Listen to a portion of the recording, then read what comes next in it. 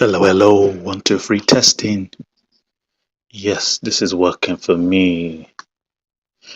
I've changed my setup a little bit.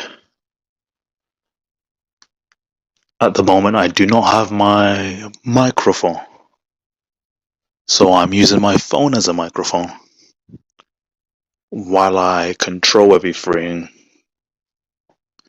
on my laptop.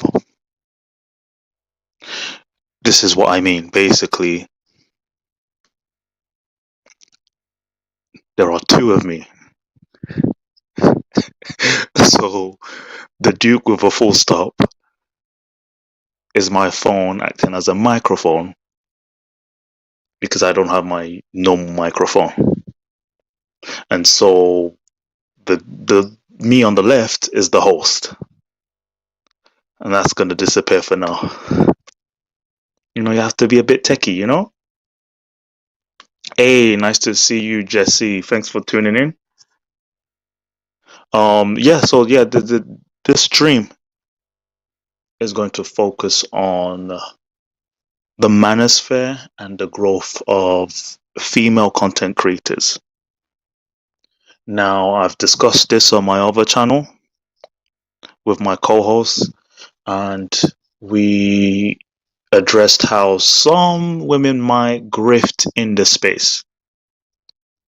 Some in a good way, providing an alternative point of view, especially when the manosphere discusses relationship dynamic,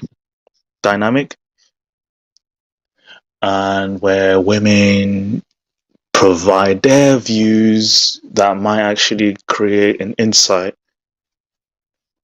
to how they actually agree with the manosphere.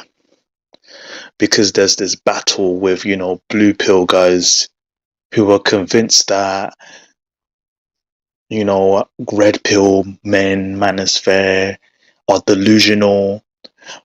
But then when you have women agreeing with them, it offsets this idea that red pill guys are isolating society. If you have a mass of women agreeing, that disrupts that concept. I don't know if any of you are familiar with Hafiz. I'm going to react to a debate he had with Coach Corey Wayne later, not Coach Corey, Coach Greg Adams, free agent, last week on another podcast. And he was very critical of the manosphere, complaining that all these men do is hate. And the issue here is that women in this space disagree with him. And that's the problem. It's like the attack on the blue pill knights. It's catching up to them. Yes, Jesse. Yes, from Not Your Average Joes. I think I remember your content. If you actually make YouTube content, just remind me if you can. Vincent, thanks for tuning in as well. So I'm gonna be on for a little while, so I don't mind, picking up an audience later. But this is a very important discussion for those of you familiar with this space.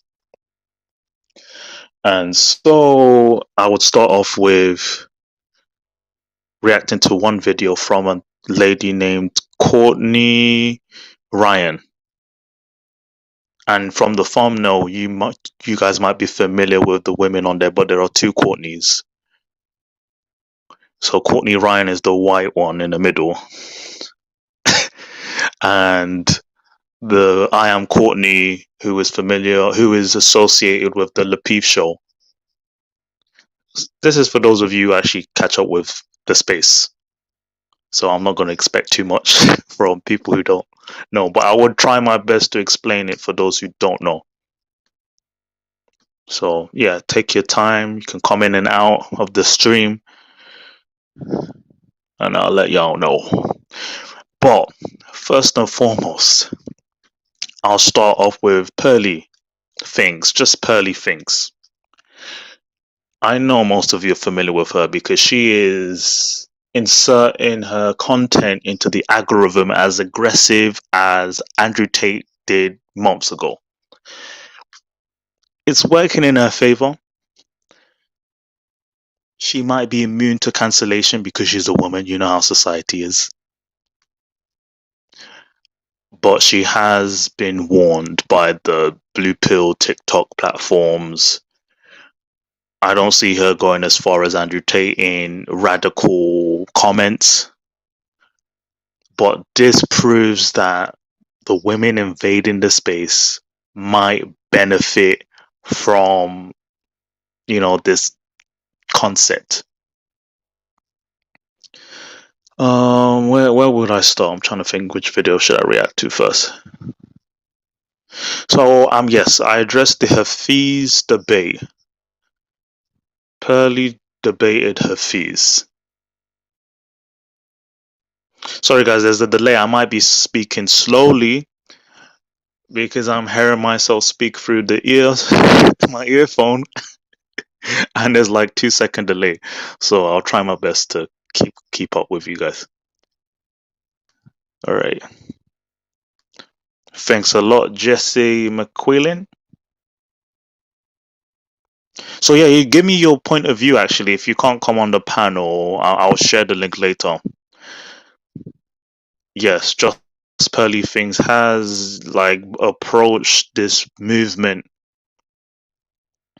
in a way that makes sense and doesn't require too much scrutiny, because we do value a point of view from the other gender.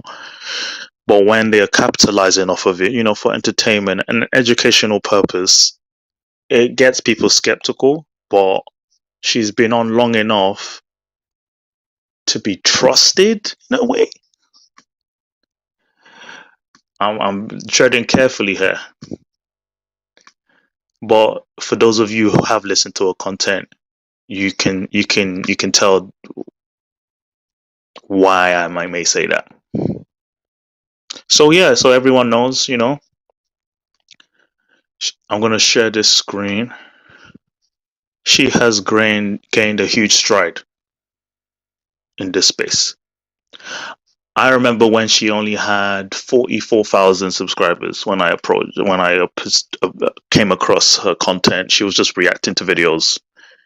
And then she just dug straight into the Manosphere, Kevin Samuels. She actually invested in speaking to Kevin Samuels at one point, and then other people like Donovan Sharp, commentating on Jordan Peterson, just male content creators that focus on the cultural structure, relational dynamics. And look where she is now. She moved to London, gained 516,000 subscribers in just over a year, doing exactly what some other content creators have been doing, such as Fresh and Fit, Kevin Samuels, Lapeef Show, having discussions with different people about traditional values and how society has changed to not cater to the family structure anymore. So that's what we see. And yes, Jesse, you reminded me of Jessica X. An agent, that's an interesting saying. What's different about Jessica X and the other women I've mentioned or on the thumbnail is that she's the only one who hasn't revealed herself, like physically, webcamming, all that. She did come around before people were revealing how much they can speak on things. But her excuse is that she works a corporate job and she can't jeopardize her image in that way. What do you mean by because Pearl is a Becky? Just quickly explain that real quick. And then I'll look for Jessica X page. I haven't actually come across her content in a while. I think she hasn't been active. So I would show Pearl, Courtney Ryan, Shez Sherrod, I think that's how you say her name. And then I am Courtney. They're the ones who are catching up in number. And for now, Pearly Gates is ahead of everyone, every female content creator in the space. And so yesterday, was it yesterday? I think it was yesterday. Yeah, it was yesterday. She debated Hafiz, the host of the Roommates, and the roommates said, Hafiz has been very critical of the red pill space, as I said, and she went toe to toe with him. And if you can witness in the comment section, they took her side and bashed Hafiz. And if you don't know why, I would, you know, demonstrate in this video reaction, okay? Now listen. What up, guys? Welcome to the Just Pearly Things YouTube channel. Today, I have a special guest on the channel. Welcome, Hafiz. Like I said, I definitely did land from a flight a couple hours ago, but I'm very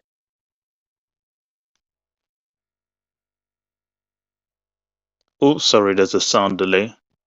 very excited. And like I told you, I don't like to talk before an episode. God damn it. Get it right, man. I feel like you ruined the best content. So I wasn't trying to be standoffish to you. I was just trying to say the good stuff when the cameras go on. Got it. Guys, before we start, don't forget to like the video and ring that notification bell that we are going to be notified of my daily videos. Also, guys, we are introducing 4 membership tiers. So the first tier, you get to be a part of the live chat. Second tier, you get to be a part of the Discord and behind the scenes vlogs. Third tier, you get to connect with me on social media. And fourth tier, you get a one-on-one call with me once a month. So I've helped people grow on social media, so you guys should sign up for that. Like I did with you a couple of years ago. Yes, you did. So it's really interesting because I meet a lot of people and I have a lot of sessions, but I'm really excited about your journey and learning about it because initially you asked me, did I watch your channel? I was like, I'm not gonna lie to you, I don't. I gotta give it one. That's weird because she refers to him as like one of the guys she spoke to for help and advice on how to build her YouTube. So it's quite surprising for him to say that. But overall, Hafiz has been known for saying that he never watches or listens to anyone else in this space. I don't know, it's a very bad habit he makes, but then people have called him out for lying about that. I don't know why he does that, but yeah, that's just the intro. I'm gonna skip through and let's go to the meat of the, for some reason, the heated debate is turned into, because Pearl is known for kind of like agreeing with the male space, but because Hafiz takes the opposite agenda, which is to bash men who speak on red pill ideologies, it basically seems as if, you know, Pearl is taking a pick me position as a male advocate, and Hafiz is kind of like the opposite, you know. So let's listen to that. So the people who subscribe to their worldview are red pill individuals, right? Their minds have been opened up to the truth, right? The people who disagree with their ideas are considered blue pill, right? You have rejected the truth, i.e., the Matrix, right? The guy in the Matrix, he said, "I want to go back in the machine, even though I know it. I want to go back in the machine." So to me, that seems very cult-like in regards to the ideology, and so there's a lot of different reasons why I don't subscribe to it.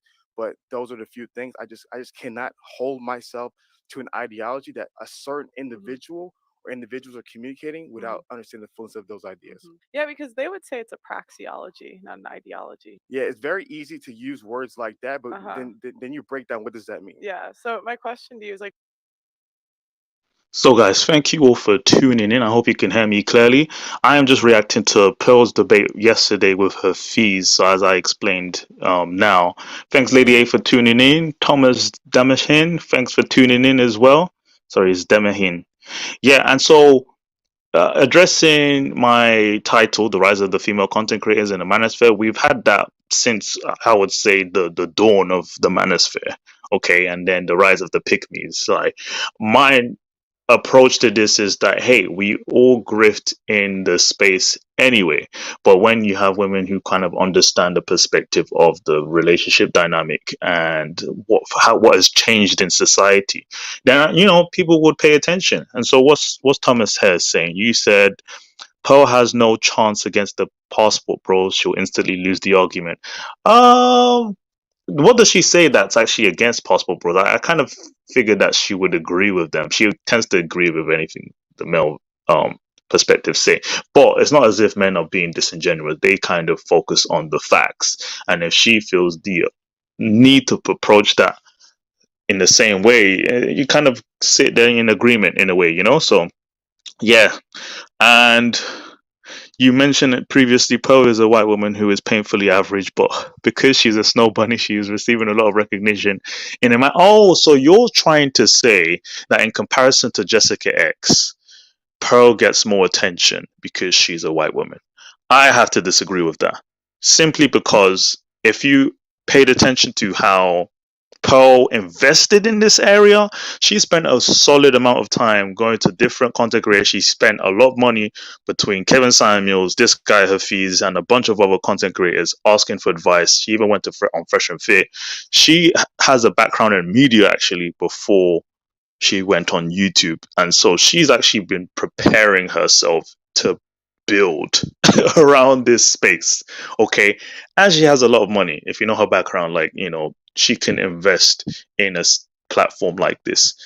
I'm not going to take away from her effort. Like, she put a lot of hard work into it. She actually pays other people to upload her content now since she moved to London. And I don't think it's just based on the fact that she's a white woman. I think let's approach this with more analysis. It's not racial, it's more capital. Someone like compared to like Jessica X. Jessica X doesn't really put a lot of effort into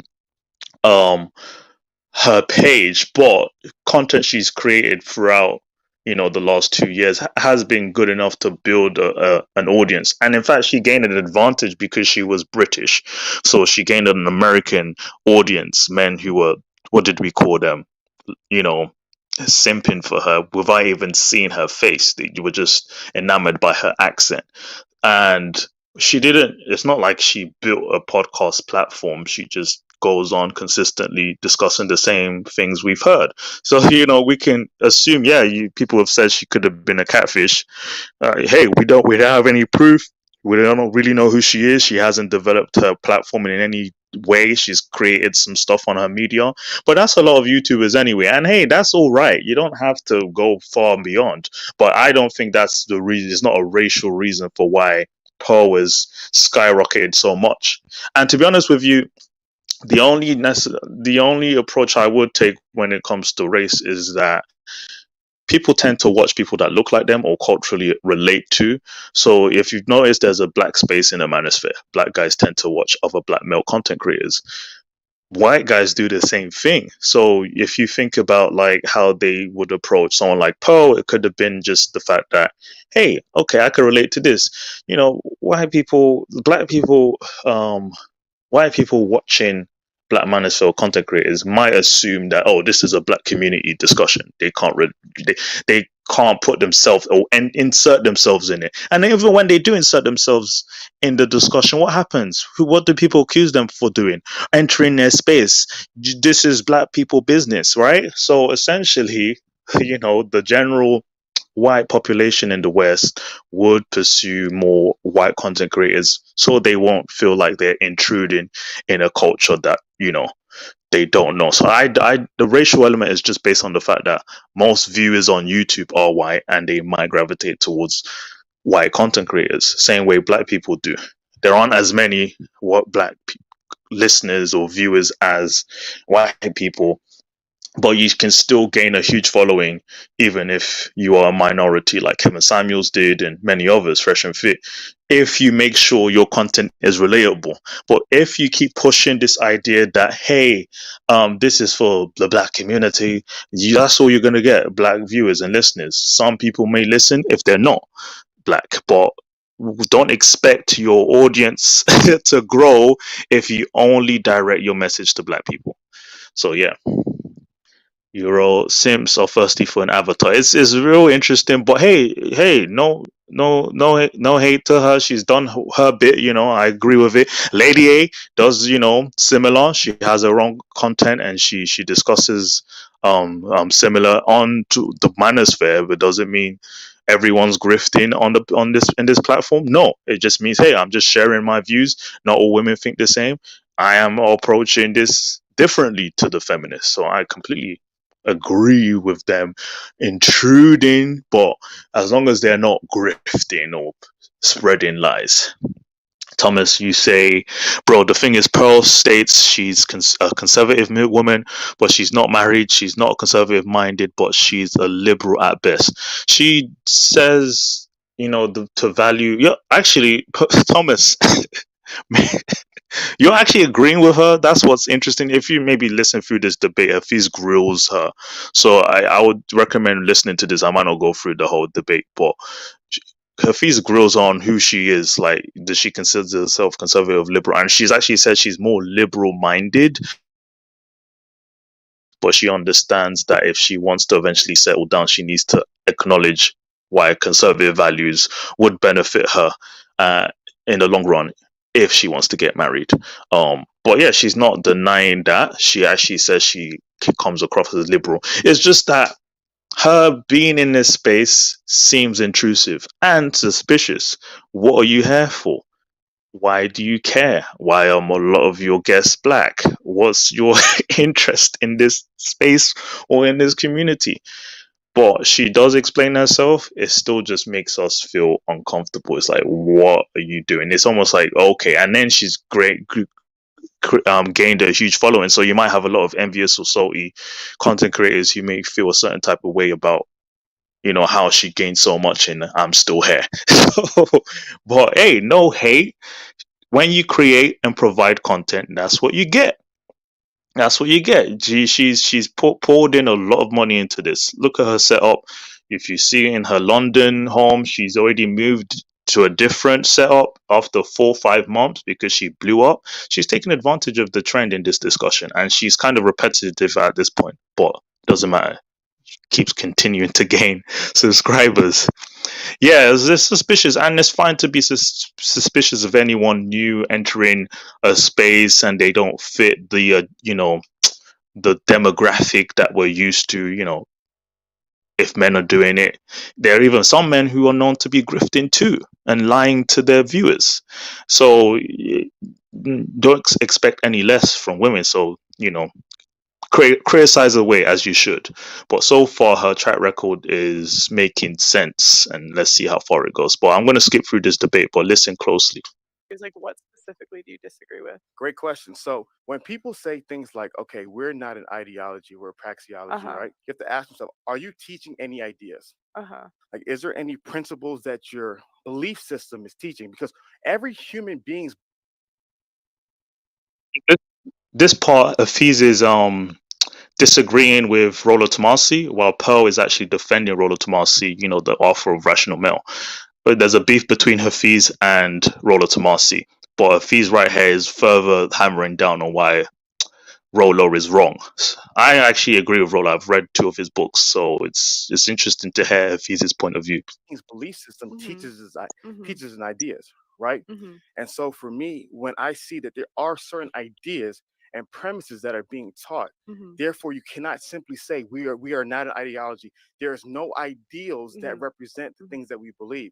And so an example of what are some of the things I disagree with, I think I primarily disagree with a lot of times the descriptions of marriage and just how they analyze and describe marriage in today's world. I think I disagree with the analysis of male-female nature. I think if you were to read a book like The Evolution of Desire by Dr. David Buss, he's a world-leading expert on human evolutionary psychology in regards to mating, and he's fantastic. Buss School of Psychology is amazing, and you actually read a person who's like a world-renowned expert on this topic, and you hear about all the nuance. And I love Dr. Buss because Dr. Buss understands the nuance and the cross-cultural studies and so much. Oh,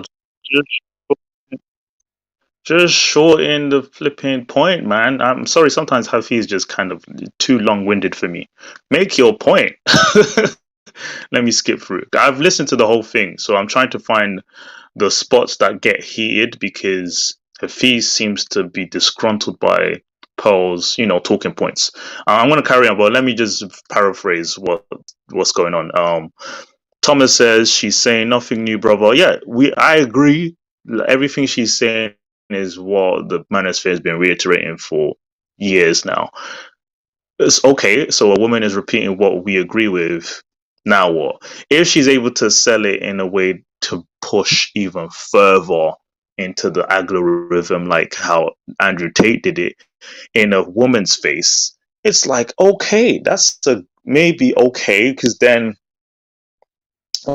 if she pushes what we're selling, right, and she doesn't get cancelled, then maybe that's a good thing to an extent. She's gaining something by the revenue she earns from the numbers, but it's also offensive that, oh, if she can say it, but if we say it, then we get in trouble, you know.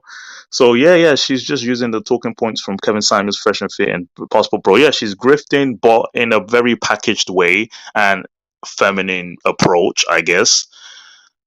Hafiz is married now. Yeah, so Hafiz has been defensive for the last 2 weeks. He addressed it in this debate as well. Now, Hafiz was just married within the last year, right? And people did attack Hafiz on his views on why certain people in the manosphere are against marriage. I am for marriage for myself, that I know in the future I want to start a family. And in order to start a family, I should value marriage. I want children within wedlock. Now, I'm not going to push the agenda that everyone around me should be married to, but in a way, Hafiz addresses it in a way he needs marriage to be valued so it can make himself feel better. And I feel like once he started doing that, then I was already criticizing Hafiz in the way he approached certain things, but again, he's doing it. He's reiterating it, that now he has fans who have lost respect for him, unfortunately. I don't think he thinks it's because they dislike marriage. No, it's because the way he delivers the message is to favor him. Oh, you should value marriage because I'm married. Like, no one cares. No one cares. That's cool. Still be real with your audience. Don't promote something just because it works for you.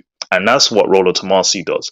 Rolo is a married man of like 20 something years, but he still discusses why marriage is a bad idea, right? But then and other people like Coach Greg Adams says, if you marry, don't marry without leverage. That's what he says.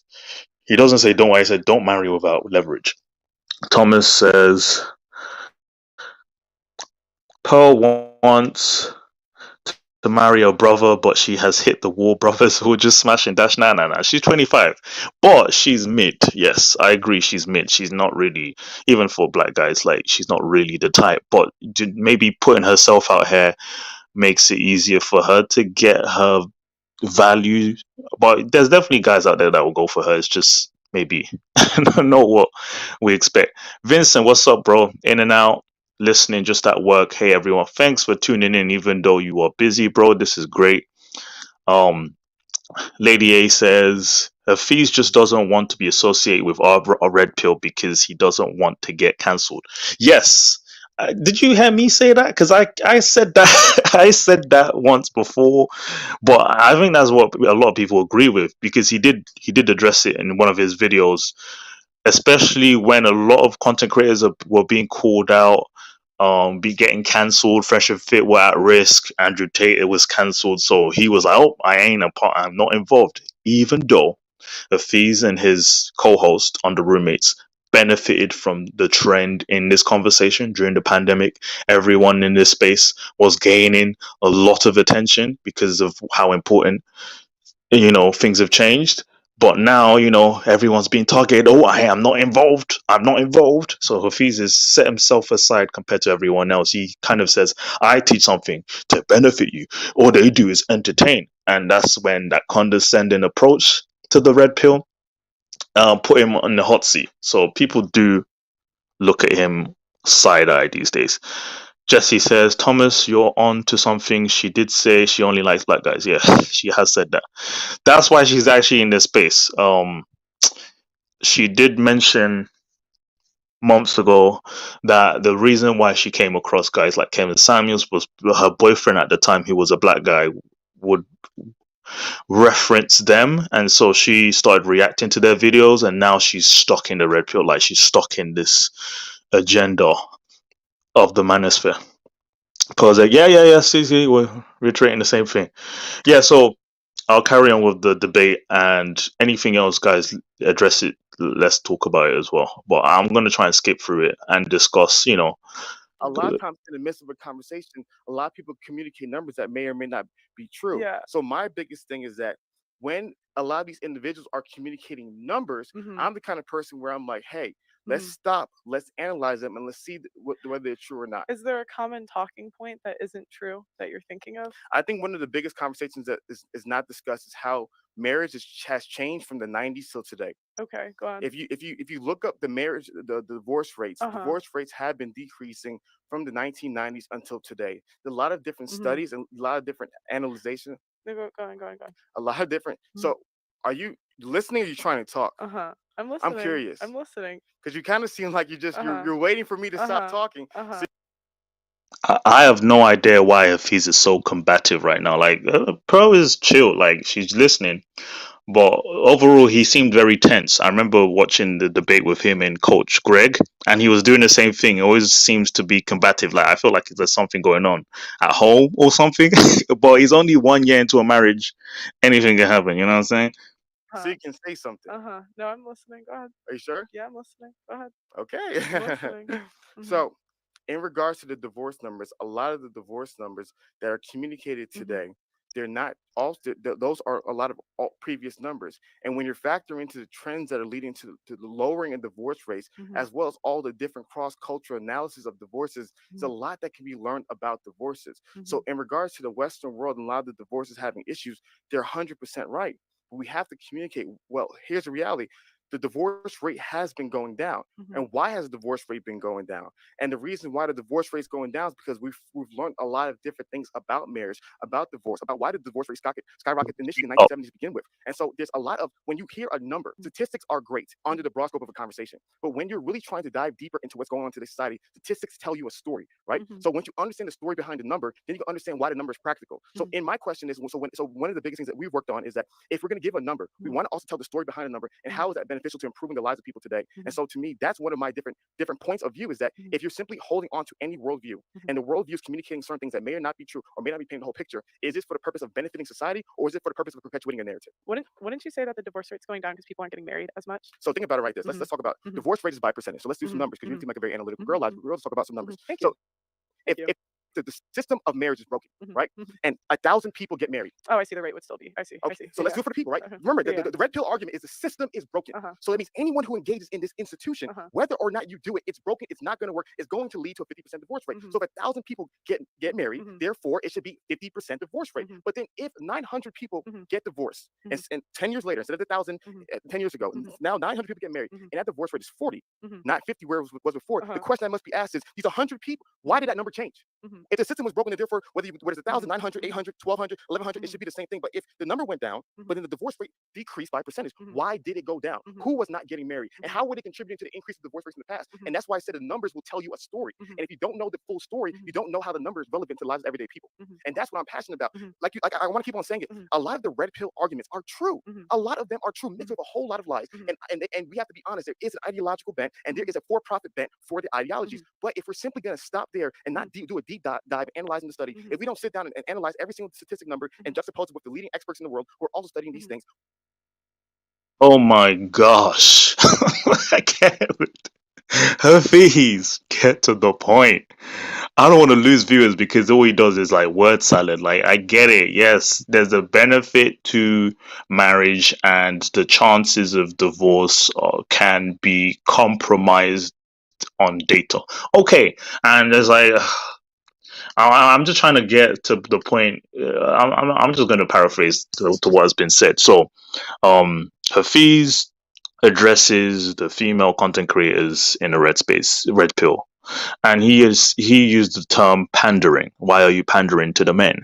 And Pearl responds saying, "No, I'm not pandering. I'm just offering a platform where we discuss these things." And it just led to us agreeing with what red pill guys are saying, what the coaches are saying, and like you have women addressing it on her platform, debate it, and then it comes down to agreeing at the end of the day because they have all the data and facts explaining it. Hafiz is saying that the data isn't enough. You have to see yourself as an individual. Don't put down marriage just because 50% of people divorce after the first year. But it's okay to know the risks. I don't think it's stopping people from saying they might get married. It's just offering them a vision of how it would look if you're not prepared for marriage. Hafiz in this interview, I'm not going to go through it anymore. Okay. Hafiz in this interview described how in his marriage that's just under a year old, he has not provided a prenup. He says he's against it. He doesn't really care for money. If he is half his money is taken or more, he can still make that much again. I can tell Hafiz is a ticking time bomb waiting to happen. Unfortunately, he's like a lot of guys, but he's convinced he's all right in everything, and his whole jig, right? If you understand, there are a lot of people who label themselves motivational speakers. That's great. You provide people the spirit to understand who they are at work and all that. But then you have some work to do, but you're not convinced you need help, but you want to help others. That's the problem with fees. You need some work. So, Jesse, what's up, bro? You said Coach Greg beat him in that debate. Yeah. I watched the whole thing and it was cringeworthy. Guys, go on Valuetainment podcast and watch the Greg Adams versus Hafiz debate, and it was intense because Hafiz became quite emotional, and Coach Greg was just staring like, "Who was this guy talking about?" But he talked so much, you got to speed it up. It was I couldn't understand. Lady A says, I do believe that it's easier for her as a white woman to gain a black male for audience. Okay. Antisocial socialite podcast.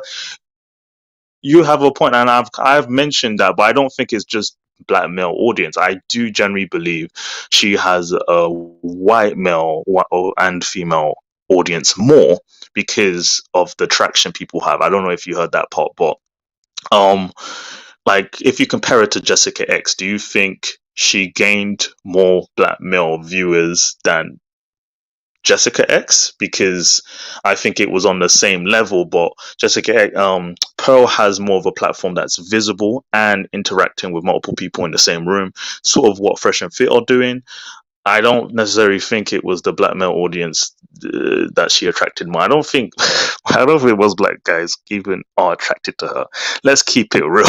Like, I don't think that's the real deal, but I get where the racial element is coming from.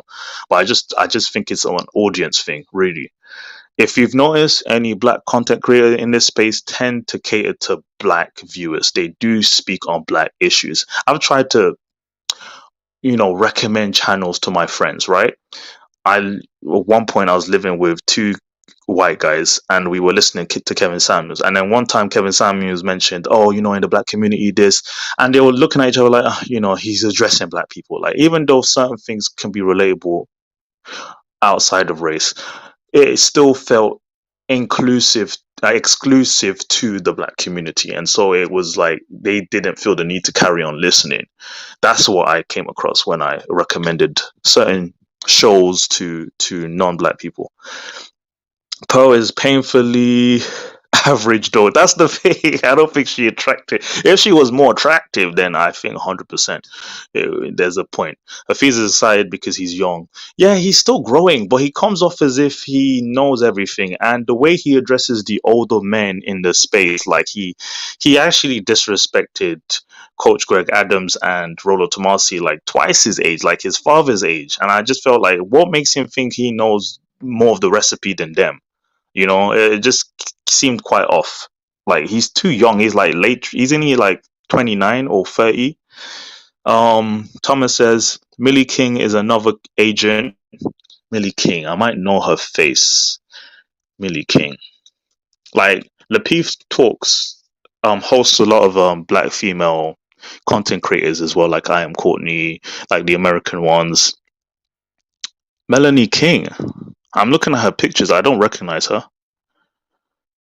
Interesting. I've seen a bunch of female content creators that don't have a huge following, but they're still making content on this, conservative modesty. What do you call it? Femininity schools, providing solutions for women who or against the feminist movement. Um, Lady A says, yeah, no doubt Pearly has invested heavily into her platform. Lots of money. Lots. And not people who know her background. Yeah. She has family that could give her like a small loan of $1 million type of thing.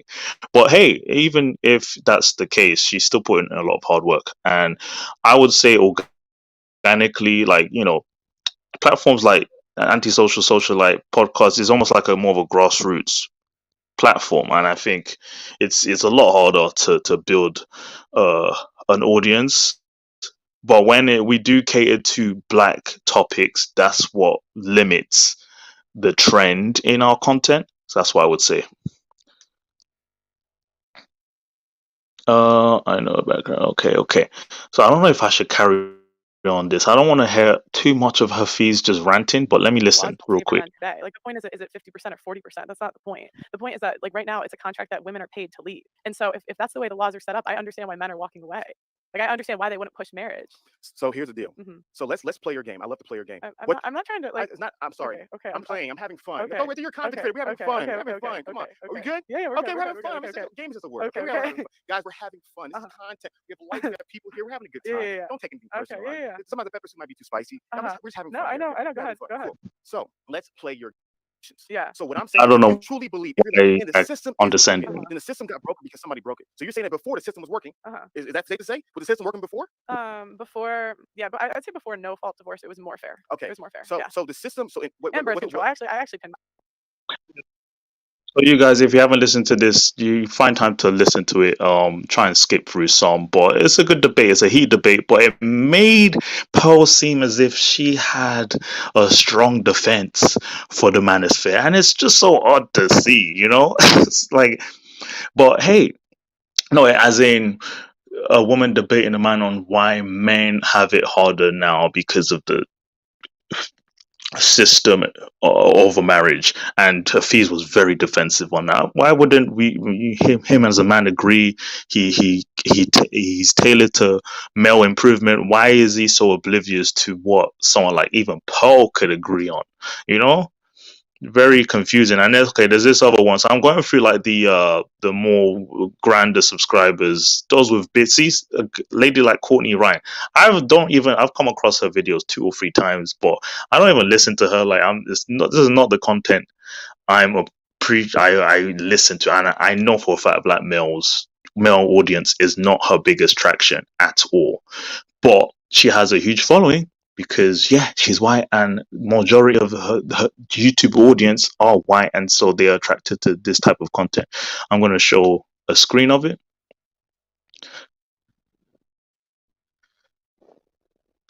Pearl loves BBC. Okay, I wish I did not read that out.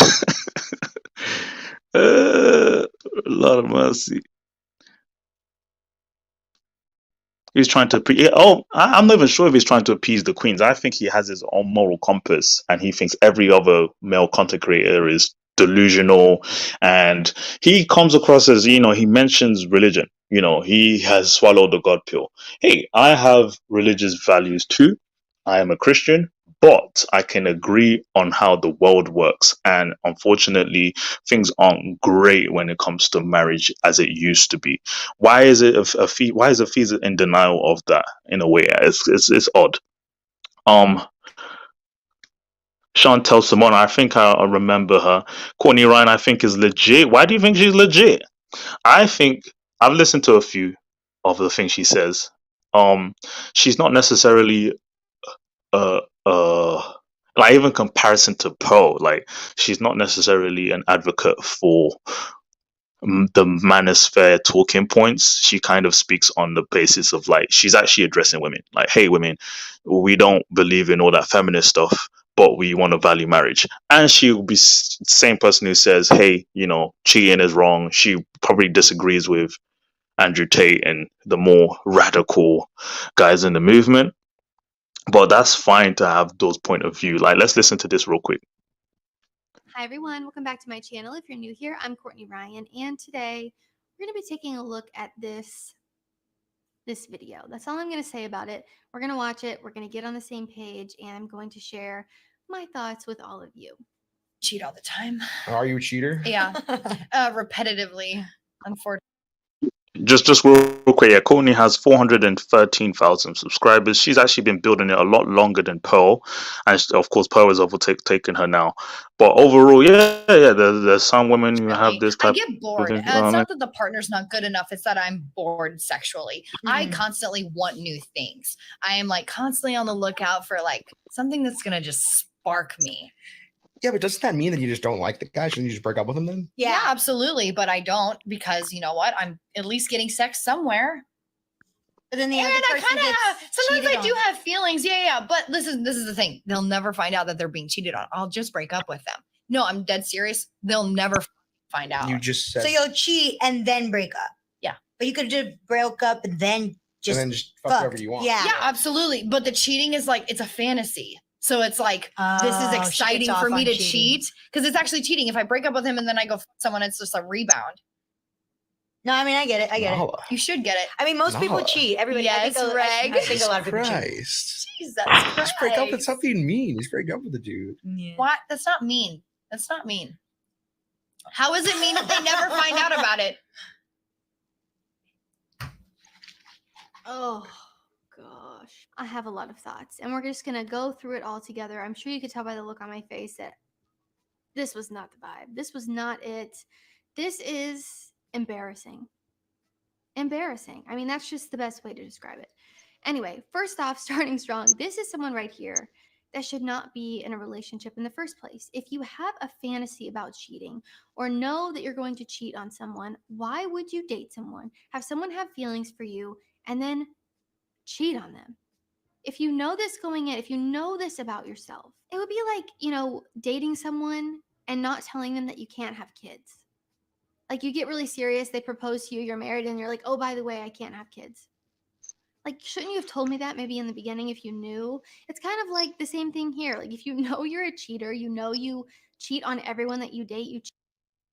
So she criticizes the feminist polarizing opinions. So is another one, and I'm about to go through one of our favorites, the antisocial socialite, and just compare and contrast like the build of the platform as well, in terms of how this space caters to the how men can maneuver across this new dating scene, and to not be bamboozled or used. And then you have women also who, just like the Courtney, just criticizing women in the space, in their own platforms, discussing relationships in a very asinine way, and that's fine. In a way, it's like, of course they can discuss that. People seem to think it's a myth for women to disagree with each other. Of course not. Here we go. Oh yeah, don't get nervous. We ain't too critical of your content, but honestly, again, this is, I would say, someone like Lady A would definitely address conversations within the community, especially Black British or Black American experience between Black men and Black women. The issue there is how things have changed. Like, very consistent at points. Oh, you haven't made content in a month now. I will hope to hear from you soon. But overall, you're tailored to an audience, a specific audience. Yeah, most likely Black male, but also Black women who agree in this aspect as well. But then, while we have someone like Cynthia G roaming around on Twitter and social media, there's definitely the opposite. Someone like Antisocial Socialite offers that, regard. So I would not necessarily call it grifting. It's just, hey, I can provide commentary that's opposite to the average feminist, and that's fine. But I was going to use an example of a video. Don't be shy to offer that. But it's more than just the Manosphere talking points. There are content creators like her who provide that information too. 1 second, I'm going to play it real quick.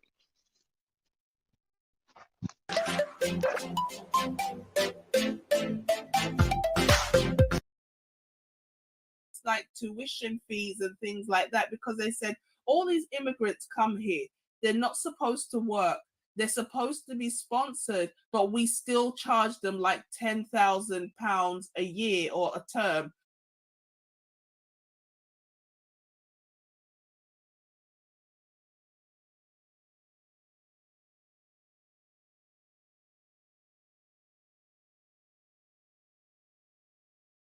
I didn't really pay any mind because I know a lot of people are saying that things on Twitter, and people start rumors all the time about celebrities being deceased, and so I didn't really pay any attention to it.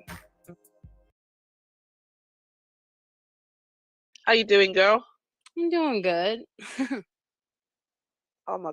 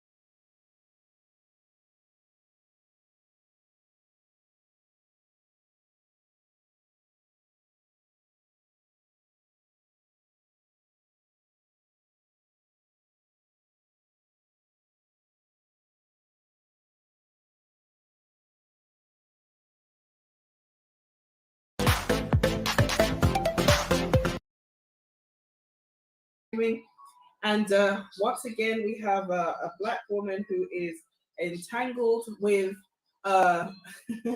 with a brother who is jammed up in jail. Okay, so we're going to take a quick look at this because this is some interesting stuff, guys. Let's play the video and I'll come back with my commentary. I am single. Who ain't here single with me? Good morning, y'all.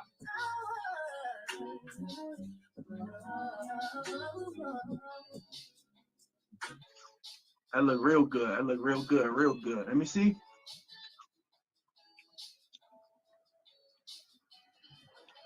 Mm-hmm.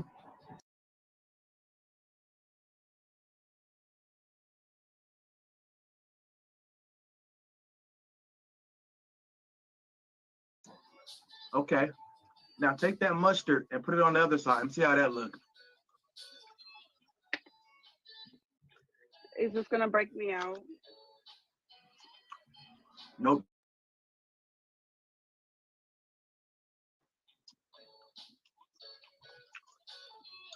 Almost done with my mother.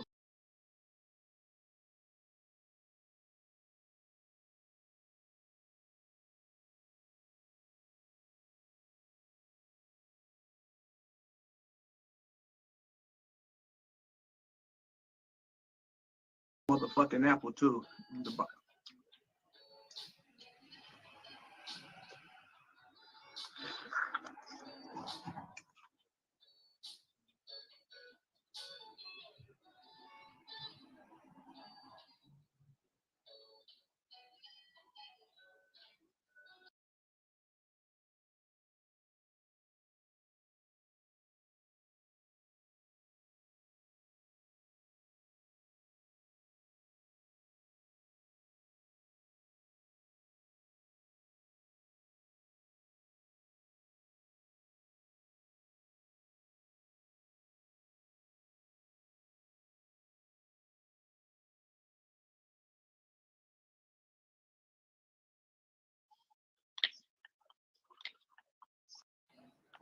You look real good.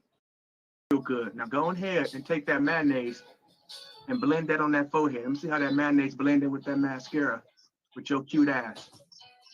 I'm almost done my motherfucking apple.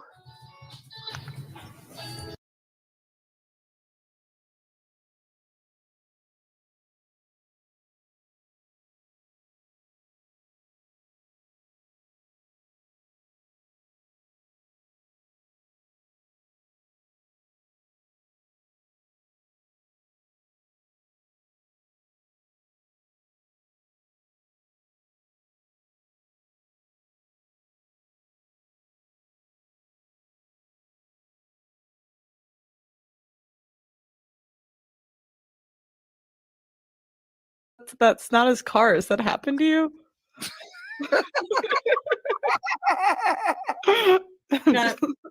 Is that you being funny? Or was that a genuine No, I question? was just asking. I've just never heard of that.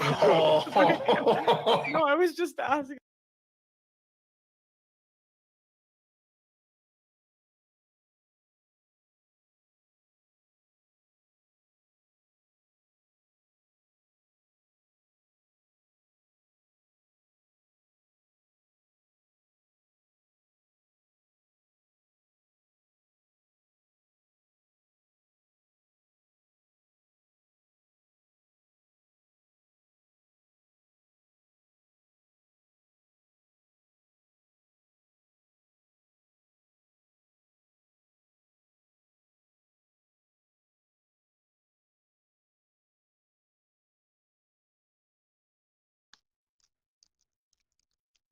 Connection was gone. 1, 2, 3 testing. I am so sorry. What the hell? Okay. I need to level up. You see, I need to do what Pearl's doing and invest in my sounds. And decide if that's So somebody yeah, you saying how if people remember Jessica X's come up as well, when it comes to building your platform, they would go on separate Zoom streams like this, having these conversations, debates, and then draw in a bigger audience. What Jessica was doing was basically what Pearl's doing now, and I guess it works in both their favor. So it's, of course, if you want your platform to gain more limelight and a bigger niche, you spread your wings and pursue other conversations. And that's what a lot of the women in this space would do. I mean, everyone does that too. Oh yeah, so yeah. Also on your end as well. Yes, on your stream was a bit slow too. Yeah. That's true.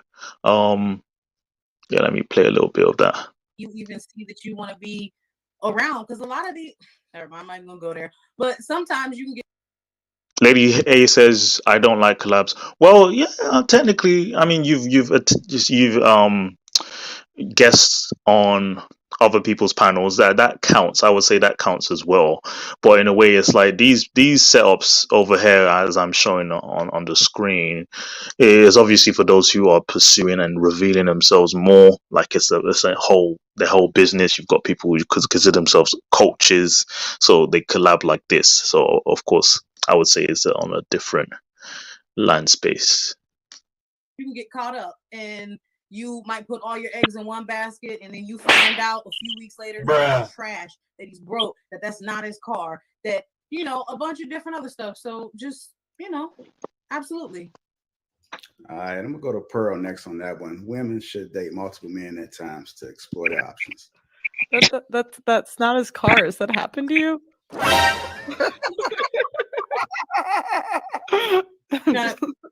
Is that you being funny? Or was that a genuine No, question? I was just asking. I've just never heard of that.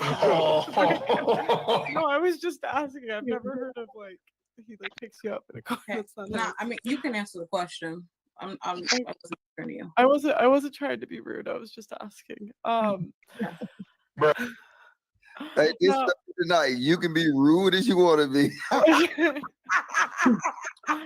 Oh my gosh. So wait, what was the question? No, I mean, I just feel like men look for loyalty. So if you're dating a bunch of guys at the same time, I think guys kind of want to be like they kind of like it when your attention is focused on them. So I don't know. I don't think it's that good to date multiple people at the same time, but if a guy's not giving you attention to the point that it's plan A attention, I think you should probably just find a different guy to date. Okay. So as you can see, having a different point of view while agreeing with the Manosphere talking points, I think that's quite, you know, spread out. To be honest with you, so I've listened to if you guys, you should check out this whole interview. It's chaotic at the same time, but it was a very constructive debate. um, but overall, yeah, this is an example of what's going on in the Manosphere. Is it going to turn into Womanosphere as well? Maybe. Thomas says all the quiches on the Peef Show channel are liberals and 304s. I don't know about that specifically. Probably someone like Courtney. I remember listening to her story, and her point was that she was a very difficult person previously in her first marriage. I think either her husband broke up with her or something. They got a divorce because she was difficult to deal with. And then later on, when she discovered someone like Kevin Samuels, actually led her to realize that, hey, her way of approaching relationships was wrong. And she's already, you know, a mom of 1 or 2 kids, I believe. And her ex-husband has remarried, and now she's looking for someone who would, you know, save her from her demise. But overall, like, that's her stick, like most people. I won't even call Lapeef ain't Manosphere. I would say he addresses Manosphere. Does he even have his own views? That's the thing. He's just another platform. I think it's similar to Poe, where hey, I've got a platform. Different people come and discuss things, men and women, and like everyone has a level playing field. But overall, it's not like he is a male improvement platform. I won't call him that, but he's definitely. I would say there's like proxy channels that aren't necessarily Manosphere, but they provide a platform that hosts a lot of Manosphere content creators, and that's one I would say. And there's always this. There used to be a lot of beefs among people, especially among the in the day. Studying into this would take too long, but if you want to maneuver yourself into this space to gain some type of credibility, you have to read into where it all started. But overall, one, I think, okay. Jonas, what's up? What's good, bro? Thanks for tuning in. But yeah, I just addressed that. Where's my face on this? One sec. I'm gonna post another reaction video. I've dealt with Pearl, Courtney, Courtney, Ryan. I've done a little snippet with our friend Antisocial Socialite, and then what's the lady's name? Shez. I'm gonna just quickly search on my internet right now. 1 second, guys. Don't go anywhere. Why are you running? Why are you running? But yeah, so like the discussion here is: are people concerned or suspicious of those, you know, that kind of reiterate the same talking points as the male content creators, but still gain more viewers than those people? So I'm just going to go through Shez. I don't know how to say her surname. Is it Sade? But yeah, no, some of you guys are familiar with her. She's been picking up steam on her, and yeah, in a way, having this polarizing views compared to like a lot of the feminist movement. And see, you've got Courtney there having a discussion with her. This is a short snippet, actually. Let's play it.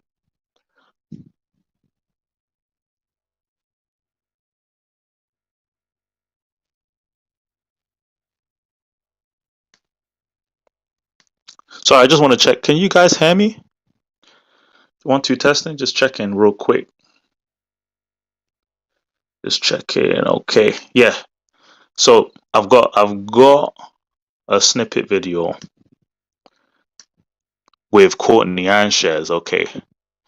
2 birds, 1 stone. Easy for me. And let's listen to how they pan as well. And will forever stand on my faith. My faith tells me what a woman was created for. I had a pastor tell me this years ago, and I use it still.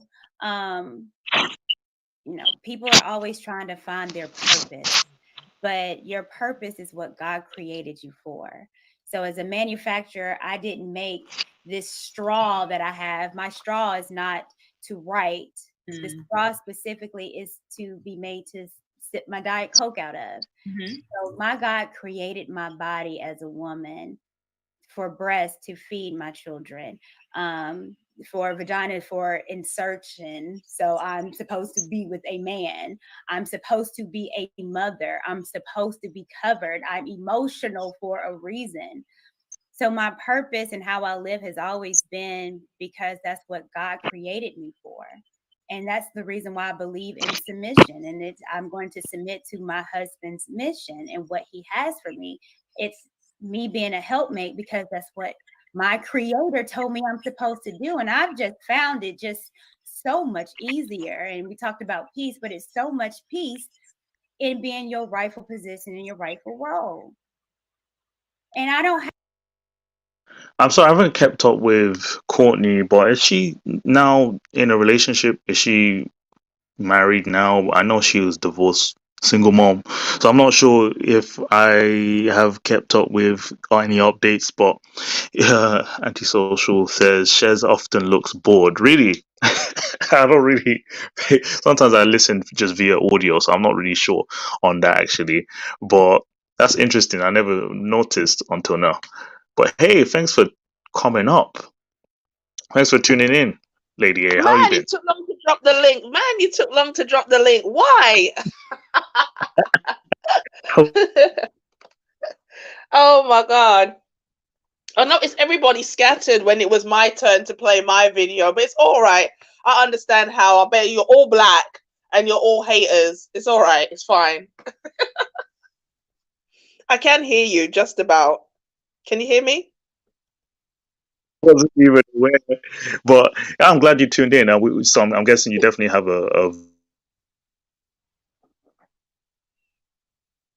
Oh my gosh, I think the connection is. Go Okay, closer to the router. Go closer to the router. okay. I hope that there's no delay either. Can you hear me now? Yeah, I can. All right. So yeah, so give us your views on this topic actually. Yeah, it's really interesting because at the moment I'm sure you're aware of the civil war that's kind of broken out between Courtney and Chantel Simone. Oh, okay. Well, What basically, happened? with regards to this very video that you're showing, where Courtney Michelle went on Shay Sade's platform to talk about a concept. I didn't see it in full, but she brought up this concept. It's kind of like a counter to SYSBM called SYCBM, Save Your Community Black Man. All right. And so there was a video where Courtney was on Zoom to Thailand's channel and Chantel Simone came up and challenged Courtney. And you know, this thing about Courtney being a chameleon has been going around for a long time. And I personally don't think Courtney is a chameleon. I just think Courtney is very naive. The way she talks and the way she frames things, it's like the way you're talking is like 20 years from now when a lot of this issue's been straightened out. But right now, today, what you are saying is not applicable because you cannot ask black men to save a community. And this is more America than I think here in the UK. But you cannot ask black men in America to stay in America when they are good to go. Like, as we know, women are born with what they have. If you're going to be attractive, you just need to maintain it and maybe enhance it a little bit, do yourself up. A man actually has to put effort, time, money, and sacrifice into becoming the kind of man that a lot of women would want. So you cannot ask a grown man who has sacrificed and built himself up to then turn back and build a community that basically rejected him and didn't support him during that process. And this is why Courtney gets so much pushback, because she keeps persisting with this thing about Black men need to build the community. Okay, even if we say they have to build the community, what's their reward at the end? Overweight baby mamas and women with bad attitudes who are in their 40s and 50s? Like, are you serious? So this is why Chantel was really attacking Courtney, not attacking her personally, but saying, Courtney, you have to kind of wake up and smell the coffee. A man who is ready to marry today cannot wait for the women to be ready. He has to go where he can find women who are also ready. And Courtney just won't accept it. You understand? So it's sad that Courtney has this very overly romantic view. And that's why originally when she was on Lapeef, she shone because she's going against Kay, and Kay doesn't really, Kay doesn't say stuff that's very sensible in my opinion.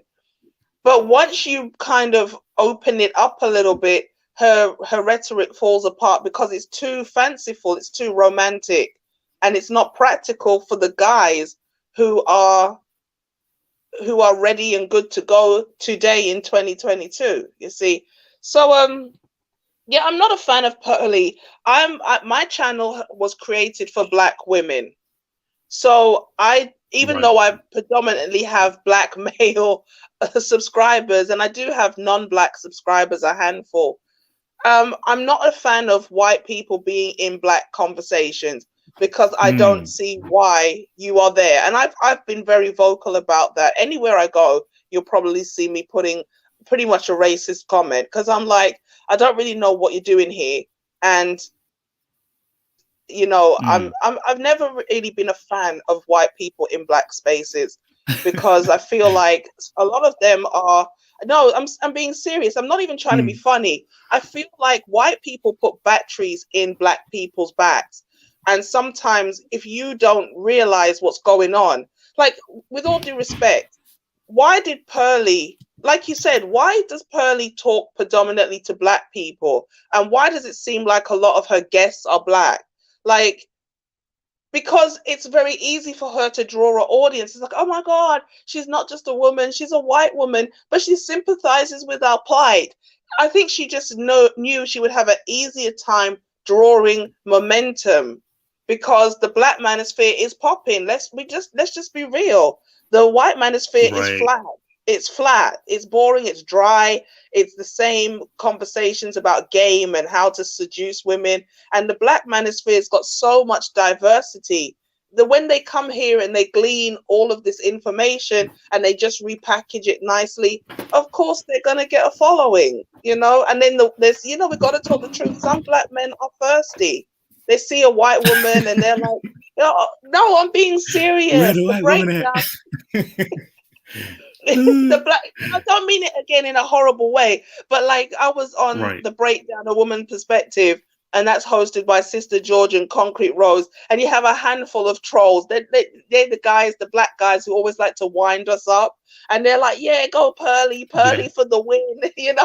It's like, but there are some dudes who are like, oh wow, a white woman gets us, she understands. You see, this is brothers why we need our passports. And it's like, Pearly probably doesn't even give a damn about you, but you're such a sucker. So it's just, it's crazy. Now, see, this I should have had you on the panel a lot earlier. I want to address both. You mentioned that, and then going back, you mentioned SYSW. What is it? C Community Save Yourselves. And another brother. Yeah, Courtney and another brother created SYCBM, Save Your Community, Black Man. Wow. And Chantel really went in at her, like, and Courtney said, why are you only, like, the guy who does We Need to Talk, that YouTube channel where he sits somebody on the couch, you can't see the presenter, but you see the woman, and his second line is always, Kevin Samuels started this conversation. I'm familiar with Black his and content. Orange. Yeah, I think him and Courtney came up with that acronym. And Courtney's like, why are you just picking on me? There was a dude involved in this as well. And it's like, because Courtney, you're the one who for a long time, you're pushing it. You've been pushing this kind of black men need to come back. And okay, even if we agree with you, Courtney, where's the reward for those men who come back? They're not getting in shape, low or no body count females who are childless with no debt. They're getting 40-year-old baby mamas who, are set in their ways. So there's no incentive for them to come back. And Courtney just don't want to see that bit there. It's just, I don't know what to say. So you mentioned in the private chat you think she's still single, or you think she's still single. So I'm just thinking maybe I'm pretty sure she's still single. Right. Yeah, I think she's still single, in a way projecting her wants, which is, she doesn't want all men to give up on, the community. Well, maybe it could just be she's projecting her needs. So in a way, it's like I think she needs to let that go. If you want, focus on yourself and finding a man who can, settle with you. You've had a marriage already, right? And so you're gonna try it a second time. Do that. You're on these platforms. You're providing what you think is a solution, but I don't think anyone's going to listen to that, and it's quite embarrassing, obviously. So, are you saying that people are ridiculing her now?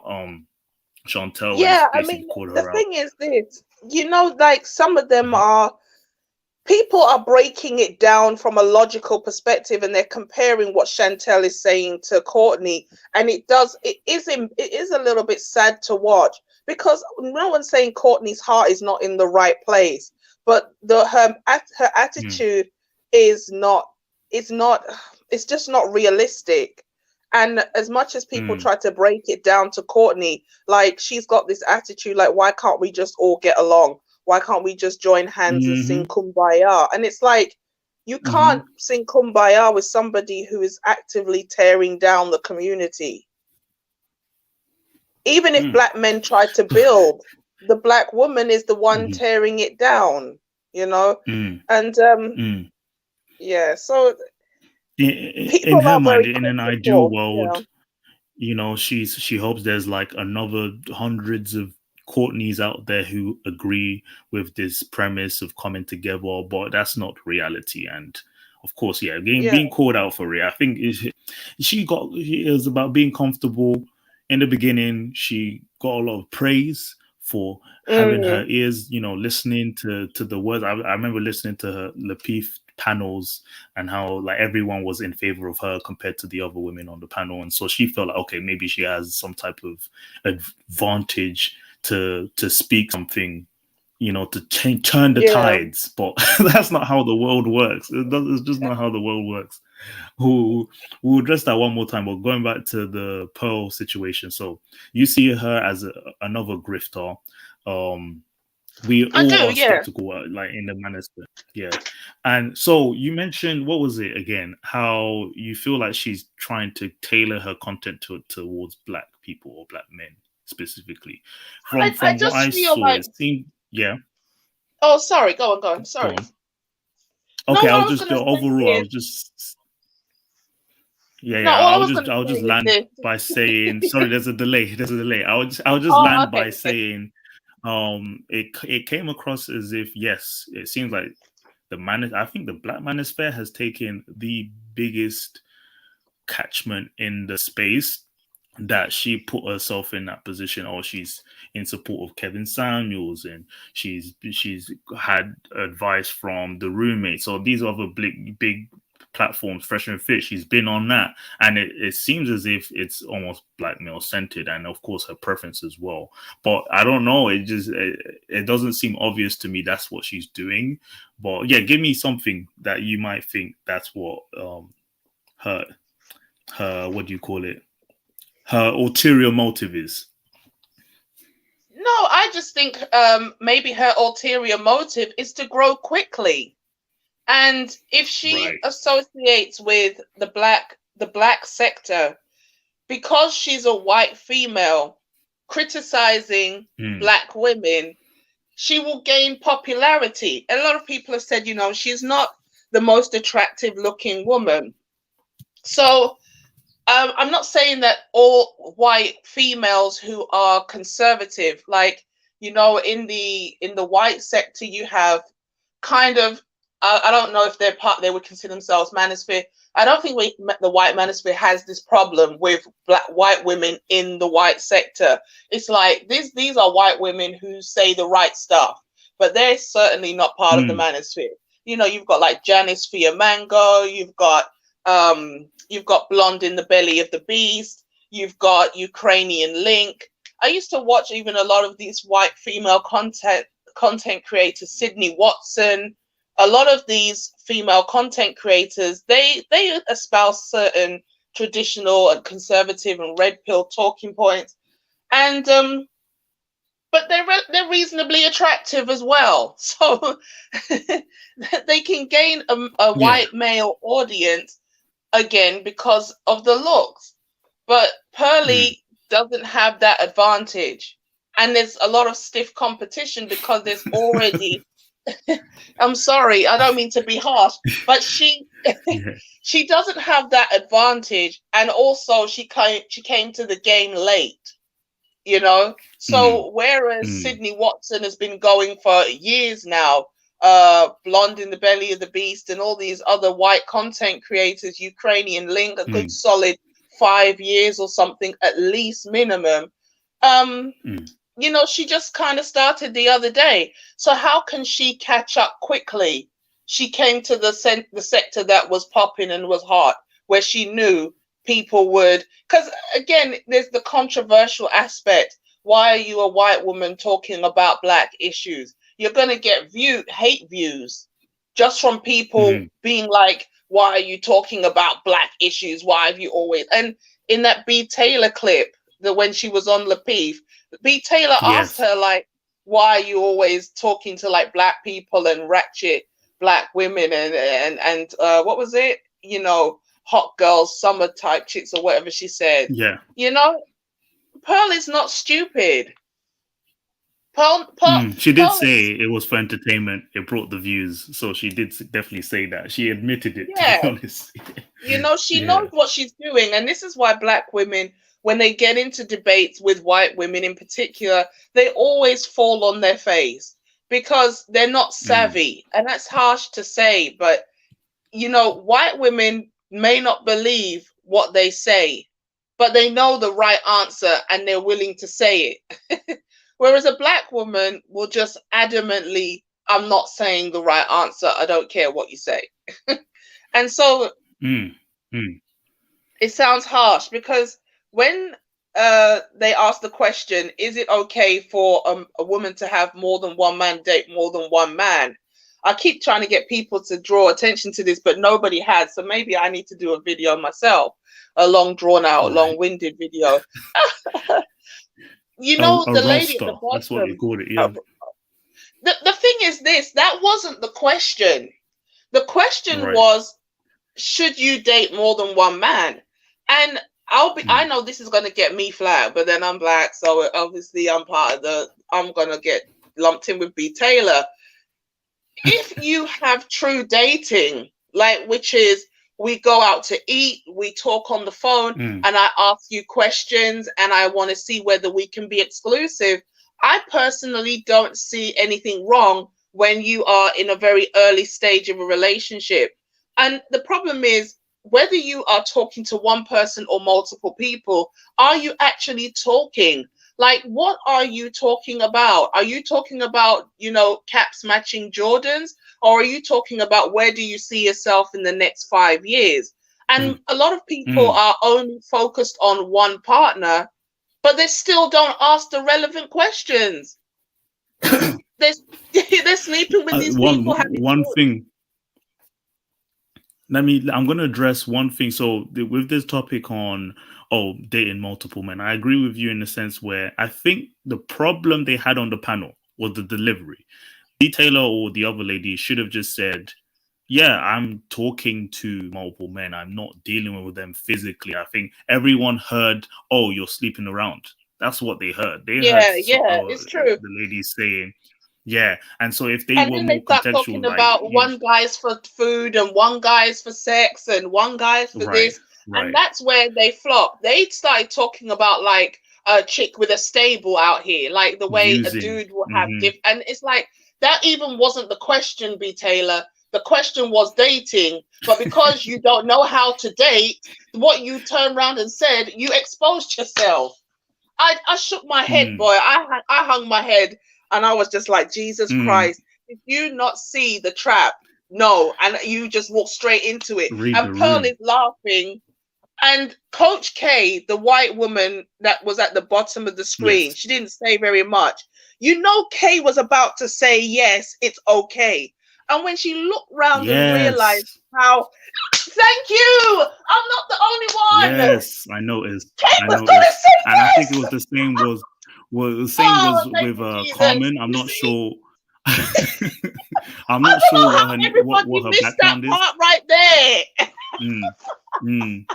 I'm not sure about Carmen's background, but I think she did this. Like, usually these women will keep quiet to see where the room is going, and I just noticed the black women on the panel were just overly confident, expressing themselves in terms of like, oh, what they can do. You know, if men can do it, then women can do it. Like, honestly, yeah. So it just demonstrates that how I feel about, okay, the women in the space, like the Manosphere, know when to say certain things. So we don't know what Pearl's dating relationship life is like. She says she won't reveal that, right? She probably does the same thing other women do, but she just knows what to say on these panels. And that's what she does on her platform. Coach K she's a mature woman, and she was just about to say, you know, I don't know well. And then she backtracked and said, the second white woman, she backtracked and said, but we get confused and we don't really know, and we need to focus on one guy, and I think you should date one guy. Maybe even Pearl's face dropped. And when she looked at Pearl's face, Pearl was kind of giving her the look like, bitch, what are you doing? You know, as white folk, we have to stay on code out here. What are you? And then she was like, we get confused sometimes, so we have to just stick with one at a time. Yeah, one at a time. And all the black men were like, yay, well, this is why we need a passport. I was like, Jesus Christ, black women, come on. You're just letting the side down. Yeah. Oh, man. But I would say it was painful to watch. Yeah. Lapeef panels, it kind of, there's some of the women that entered the space not knowing, what not to say. But then again, it's like in your daily life, you shouldn't really have these conversations out loud if you believe it. But that's the issue. I think people might want to focus on the solutions to it. So I've heard Pearl say that, she wants to run a wife school. I'm looking at her sideways like, wife school? You're not even a wife. What do you mean you're going to run a wife school? So it's like there's this agenda to save other women, and I feel they want to. I was just like, what is she talking about? Well, yeah, she mentioned that in this debate with her fees, but she's, I think, doing exactly what Courtney is doing, trying to find solutions to prevent people from going MGTOW. So with Courtney, it's SYSBM, it's SYCBM instead of SYSBM. So they're trying to save what is left of society. I think is redundant. Why do they think it's going to change? The thing is, Courtney needs to focus on women, and it's like, how do you lead a horse to water?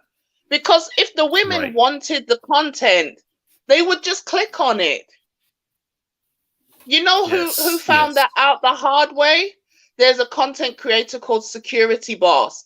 She's a woman that's been married for a long time. She's a mature woman, and she's like, I want to have the pot. She's from that Lapeef set. And I'll be honest with you, I have a lot of disdain for Lapeef's, the Lapeef set, with the exception of maybe Sir Hale Speaks and Uncle Stu, the old man on the block. The rest of them, to be honest with you, I can't really bear them. I can't bear them. I can't bear them. I can't bear none of them. No. I tell you why I can't. I tell you why I can't bear them. Right? Yeah. I couldn't. When I was at work, I had to listen in to something, and you know, Lapeef live streams on a Thursday, they're quite long. It's not that I like Lapeef. It's just that it's long, so I can put it in my headphones and just get on with my work, right? And it was at the time when Amira and Courtney got into it. And when I heard JR say, and Anton, this is not a black platform and we are not part of the Manosphere, I nearly I did a Cuba Gooding Jr. punch in the air. I was like, you say what? Like, you've got Kevin Samuels on your show every day. You steal all of the talking points and topics from the Manosphere. Your chat is full of a pre-prepared audience that the Manosphere content creators have been cultivating for years. And you have the audacity to say you're not part of the Manosphere? Hey, I was like, this is why I can't deal with the roommates. This is why I don't deal with MTR. This is why I don't deal with Abba and Preach. They're all the same thing. They want to disassociate themselves from the Manosphere whilst feeding like a light off the Manosphere. And I don't like that. I don't like that. I don't like that. So Anton, and the other day, Anton calling Kay and Kayla a hyena, but you're no different to Kevin Samuels, but the only difference is this: Kevin Samuels doesn't know what the women calling in are gonna say. You deliberately put Kay and Kayla on the panel to basically make fools of them. That's why you had them, because people get triggered listening to Kay, because Kay always says some contrary things. Now, so when you were making big money using Kay and Kayla, who were the example of a hyena, quote unquote, you were happy. Then they turned on you. Now you're doing big live stream talking about these hyenas and you're going to kick them off and replace them. I said, Anton, just go sit down somewhere. Go sit down. Go sit down. Them lot, just all of them just need to go. Go. I can't bear any of them. I can't bear them. Right. I think they've come a long way, and now it's there. I completely agree with you. That's the thing. I've kind of kept quiet because I wasn't observing them too often. But when I did, that's what I noticed. There was this sort of digression from where they first started off, you know. But it's just not knowing where to take their platform. I think that's the issue. And now they're trying to find the same fuel, which is random, you know, women with the same feminist views to dump on. and then you have Courtney, who is, you know, digressed to trying to save the community, and she doesn't know what she's doing, unfortunately. What do you think of Shares? I've only come across Shares the last 3 months. I know her platform's been growing as well. What do you think of her, like her stance? Yeah, Shay Sade is all right. You know, she's very logical. She's a bit long-winded like myself here and her fees. Yeah, she's okay. She's all right. I'll be honest with you, I don't watch a lot of female content creators because I like the passion, I like the fire that come with the men. And if I'm going to hear about a man's perspective, I just want to hear it from a man. I don't need a woman to break it down for me, because I've been in this space a long time personally. So I'm not thin-skinned enough that I need a woman to tell me what a man can tell me directly. We're all hiding behind our computers, so I don't need to worry about a man lunging through the screen or something. You know, some of these women, they talk like any minute now a man's gonna grab them. I was so frightened. I was so scared of these guys on the internet. It's like, why? You're walking down the street with them every day. Aren't you safe? So yeah, Shay Sade, she's all right. You know, at least she comes with the data. She brings like the reference, so you can go and check the information for yourself. She's very thorough. One thing I respect about her a lot, she's thorough. Like when she first broke out, like she started with some videos like, I watched 50 hours of Kevin Samuels. Now, or I watched 5 hours of video cartoon. Yeah, and you can respect that because her perspective is based on a variety of content that she took the time to study. It's not like, oh, I got Very triggered thorough. off a thumbnail and a title, which is what a lot of these people do. They get mad about a title. They don't even watch the video. So in that respect, she's more balanced and she's more thorough. You know, I think she's a bit shady sometimes because she likes to interview people and then go back and give her commentary after, where I'll just argue with you there and then. Like if you say something I don't agree with, I'm gonna challenge you there and then. You know. Right. So. Right. Yeah, but she's cool. She's all right. She's decent. She's got good, intelligent content, and she's got a good perspective. She's married. She's been married like a year or so now. So. Oh, that's good. That's good. Yeah. So that's what I'm seeing. I'm just observing these, platforms and wondering, okay, where are they taking it? Would you say Shez is trying to offer women more insight, or is it still male tailored? Would you say her content? She gives good insight into the world of men, and she does want to do content from the perspective of a wife because she's actually married. Right. So she tries to bring her thing is, I'm gonna talk to married women and bring them on my show to give advice to women who want to be married from a married woman's perspective. And that's really good. Yeah. No, I completely understand that. And I what I've noticed is since, the passing of Kevin Samuels, there's a vacuum in this space. It's like he created a huge following and now everyone's sort of scrambling for who's the next, or what women are speaking on, who is developed from his teachings and all this. And what I've also noticed is the passport bro movement in America. It's not something unfamiliar to us in the UK, in Europe. Like we travel a lot, but for them, it's like, okay, we are going to solve our issues differently. Like, it's a huge difference between from 10 years ago, it was MGTOW, right? MGTOW was the movement against, this destructive system when it comes to marriage. But then Black men are taking the role of like, hey, instead of just giving up on relationships, we'll just go somewhere else. Some Black men who just prefer other Black women will go to like Africa or South America or Europe even for a different set of women. It's based on preference, but then that's caused a lot of like rift in the space, like as if this was a solution after Kevin Samuels. And then I that's why I want to address the comparison between Black men and white men in this space, is that white men have kind of taken more of the we're saving ourselves MGTOW, while Black men were more of who should we go, like what are our other options? You got SYSBM, you got the passport bros. They're saying we can find elsewhere, while white men are like we might as well just be bachelors, And so I think that's where what's her name, Pearl, gained a following, is that a lot of Black men will still listen to women platforms versus the white audience.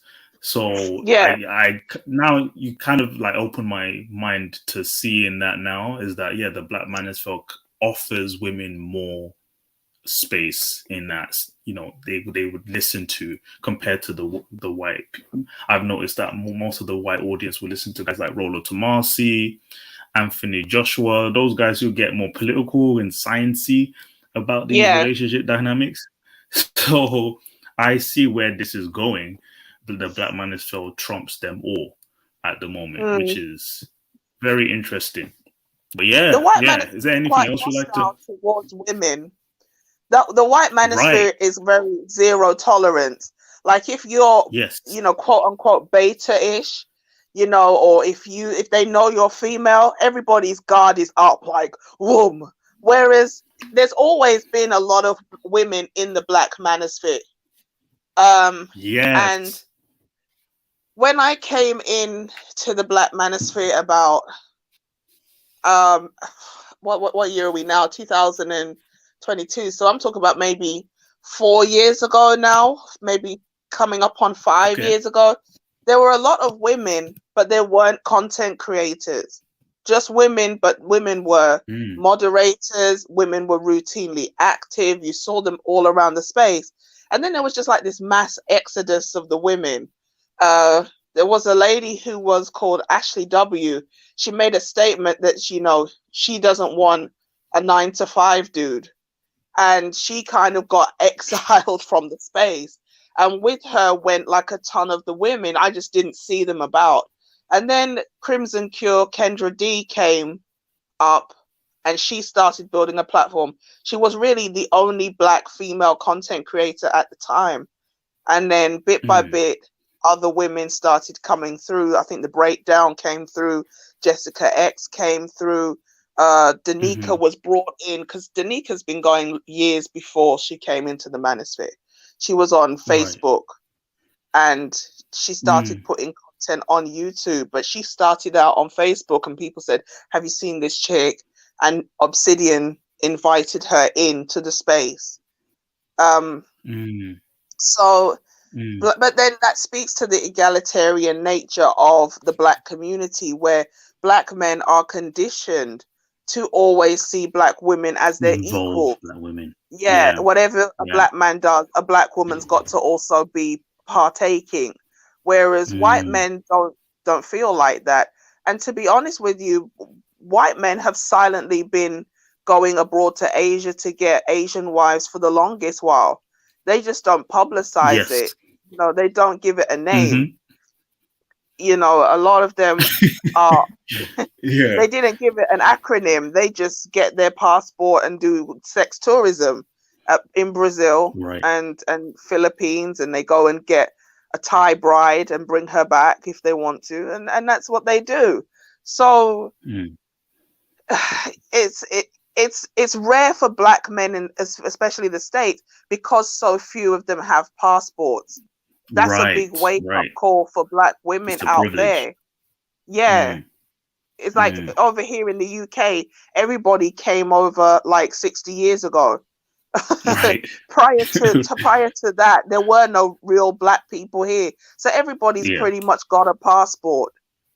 But in America, they've been there for hundreds of years. So there's no guarantee you have a passport. And that's why a lot of these Black women in America felt like they have a monopoly on the Black man because he can't go anywhere. So they're shaken up by this. They're like, what do you mean you're going to leave the plantation? And they're like, yeah, I can just get a passport. I don't call it plantation. The dudes out there call it a plantation because you know, the Black woman is like in Massa's big house. And she's like, Massa, it looks like some of these slaves are going to run away, Massa. And then the white man comes and rounds them up. You know, the dynamics of slavery are still alive and well in the States. But there's the illusion of freedom. But that Black woman, you know, she get that white man in your life. She'll get the white man in your life. Yeah.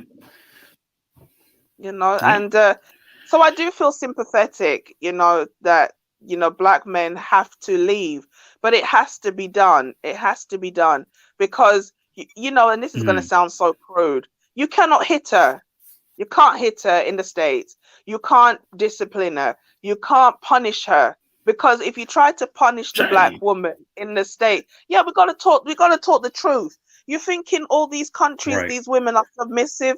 They're not. But the law does not allow them to be as out of pocket as we can be here in the UK or the States.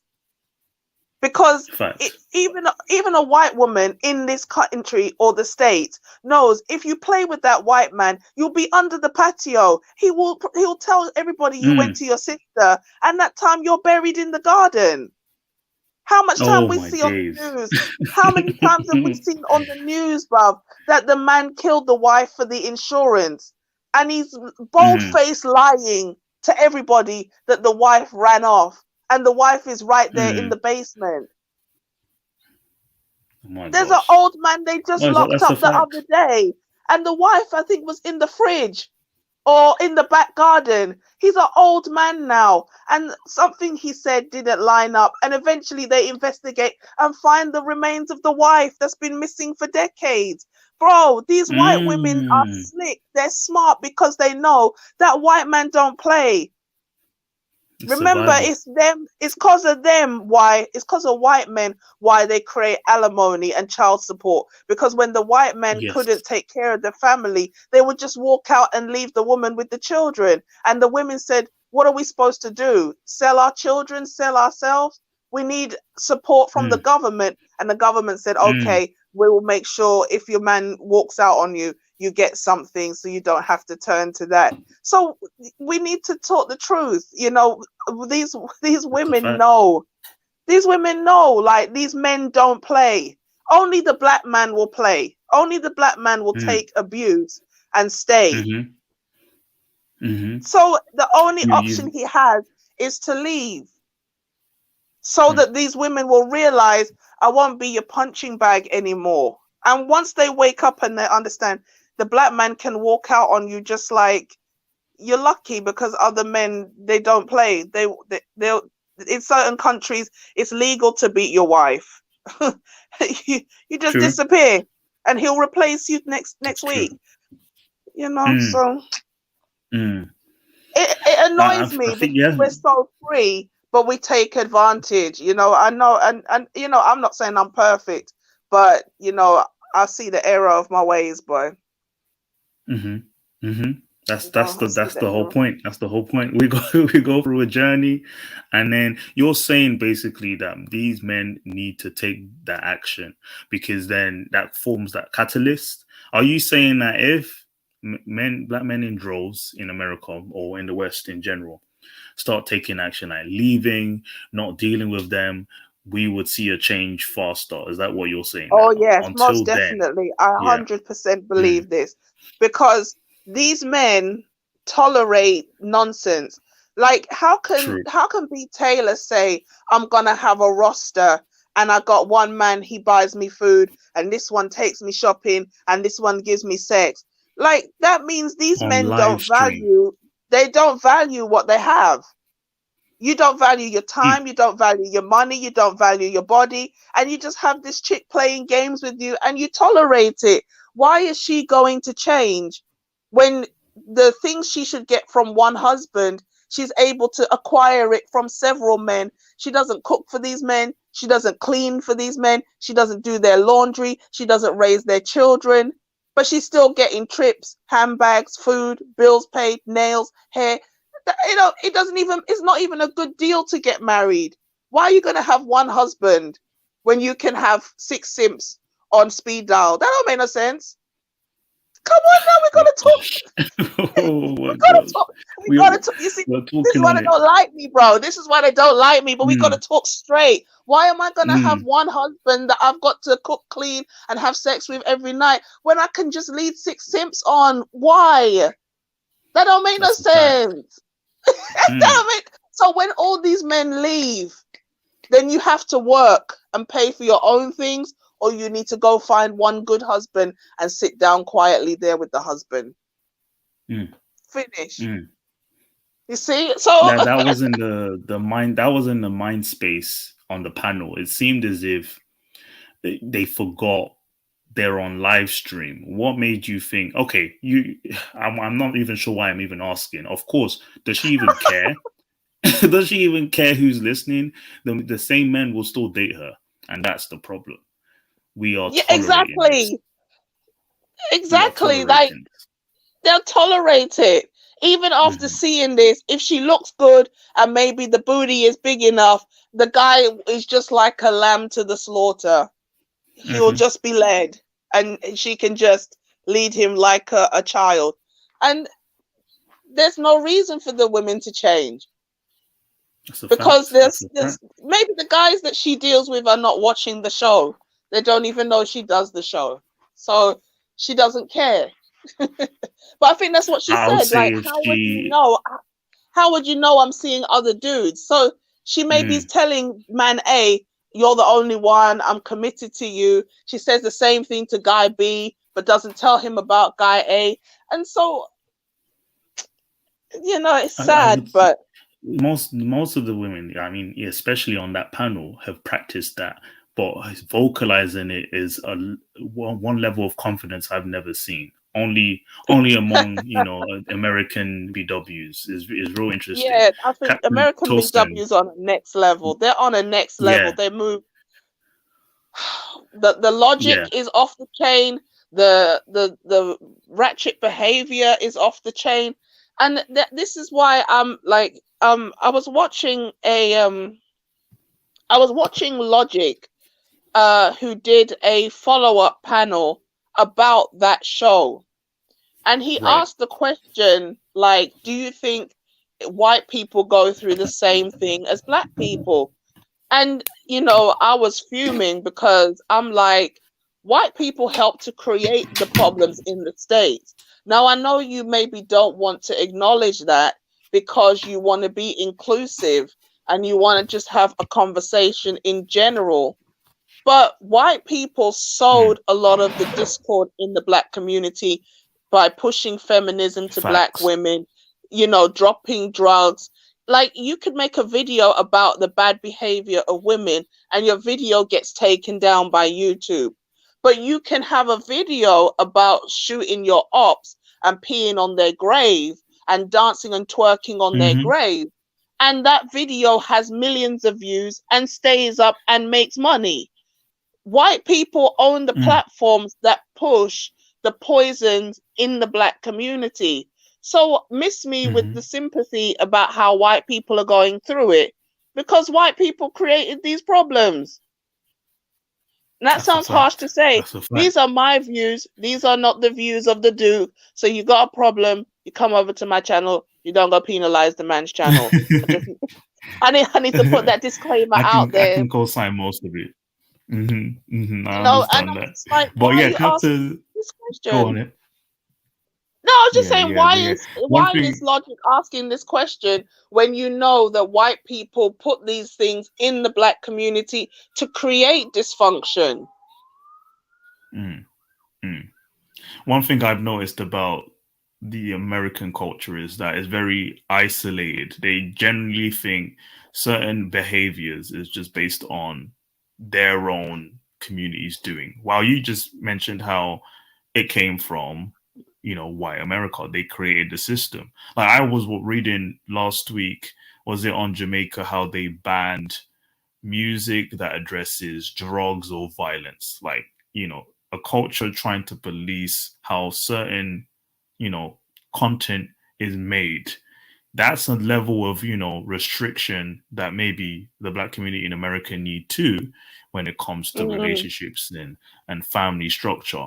You can't do that because you're under a system, of white America that allows certain things. So I see the issue there, and it's like, okay, Logic seems confused, or do you think he's just like being disingenuous? Like, of course you should know the answer to that, Logic is confused. I think the problem with these guys is these guys are desperate to be like, we're American and I pay my taxes and I do all this. It's like, with all due respect, and this is going to sound so hard, like, no one gives a shit about your taxes, bruv. Your taxes go in someone's back pocket, and the day you can't pay the tax, you go into jail and you go and be a slave in the jail. It's called prison industrial complex. No one gives a damn about your tax, your citizenship, where you were born or nothing. Okay? When it comes time to lock you up, you're just a Negro, they're gonna lock your ass up. Okay, but you and I pledge the allegiance and I sing the American anthem and I pay taxes. Bro, don't ever get it twisted that you're equal in the eyes of the people who make the law. You're not the same as the white man, bruv. And I tell you something else. The average white man is also under the illusion of inclusion. They think they're on the level as the elite. No, bruv, you're poor. You're white trash to the elite. Okay? Let me just break it down for you. I don't know why you're getting carried away because you got a government job and you can suppress the Hispanics and the blacks. The day that white leadership comes down on you, you're going to be right out there with the Hispanics and the blacks. All you teachers and lawyers and judge and government workers who get carried away you're all going to be out there with them. Don't ever get it twisted. That's why white people, you know, they end their own life a lot. They go and take out the whole family and the kids and the dog, nothing safe, because they believe, oh, I'm white, so I'm protected. You're white, but you're poor. You forgot that bit. You're white and you're poor. You're at the bottom of the totem pole. You're a little bit higher than a black man and a Hispanic, but you're still not up there with the Gates and the Rockefellers and the Rothschilds. So don't get carried away. So these guys don't like that kind of, I'm not going to say conscious, but they don't like that kind of talk where we're like, we're going to hold white people's feet to the fire because they created this mess and they keep it going. Like the Woman King, Viola Davis is out here trying to force people I haven't to go watched that watch yet. the How Woman was it? King. I haven't seen the movie. I've just seen the trailer. Right. But it's two white women who wrote the script. Why are two white women? When I found out, I was shocked. Why are two white women writing a script about an African tribe? And then out of all the tribes you could have picked, you picked the one tribe that is viciously doing slave trading. And you can't see this as a Jedi mind trick? This is a mind trick. This was absolutely. I think that the Woman King was about. I think the Woman King was about them not getting reparations personally, because what white people can now say is, oh, well, why do you want us to give you reparations when the Dahomies were selling you guys? Why don't you go to Africa and ask the Africans for reparations? But after slavery ended, did you not put them under Jim Crow? Did you not segregate them? Did you not stop them from being able to buy their own homes and, you know, break their headlight and then say, oh, I stopped you because your headlight's broken, but the police officer's the one that just smashed it? Are you dumb? All the years that you systematically put drugs and guns and things in the black community, these are also the things that black people deserve reparations for, not just the 400 years of slavery. All right, we'll give you the 400 years. But what about the 100 years after the ending of slavery, when we didn't get the 40 acres and the mule, and you bloody sent us out into the land with no money, nowhere to live, no nothing? Even it was illegal for the man to be allowed to read, the black man to read. Yep. That's a law that white people created. It's illegal to teach black slaves to read. No, they need compensation. And then they're going to do a movie like this and call it female empowerment, and black women are running to watch it. And you don't even see that the white woman has put a whole battery in your back. So we got to hold white people's feet to the fire. Critical reviews. Yeah, we've got to put white people's feet to the fire. Yeah, there's a lot of criticism, and I see a lot of white people coming up saying, you know, this movie is historically inaccurate and the Dahomey was so terrible. And it's like, oh, out of all the tribes, that's definitely satisfying for them to say that. It was very satisfying for them to admit. Oh, you know, I don't know why you're talking about the trans. Oh, like one white woman was talking and said, do you know who ended the transatlantic slave trade? British people.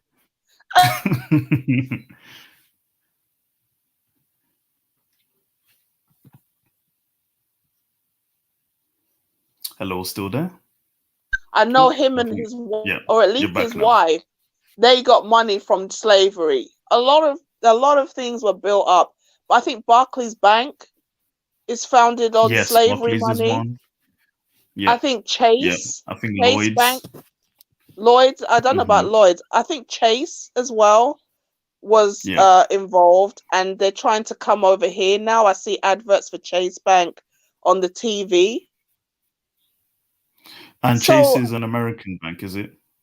I think so, yeah. Okay. Yeah, many institutions definitely benefited from the era of transatlantic slave trade. And one thing I would say, you brought up how the agenda is there. They're trying to push like women to lead the community. Is someone brought it up how keeping that community into a matriarch prevents them from ever dominating in any other way. So to impose it. So you for just example, brought someone it like up as well. right. Someone like Cynthia G, she swayed all the way from having a Pan-African, against white supremacy now she's bashing black men anytime she gets, and her platform has blown up because of that. Now she's on Soul Fox as well, and she's she's representing the black female voice. I think this is also a sort of an industrial way of pushing that narrative, Yeah, it's shaming the black possible. man. Yeah, even though Cynthia G does look embarrassed, the handful of times I've seen Cynthia G, she can't really defend her argument because she's like a little girl in the presence of grown people. I noticed that when the women talk about their books and their accomplishments, Cynthia G doesn't really have any of that. She does well in her echo chamber with her subs who back up whatever she says.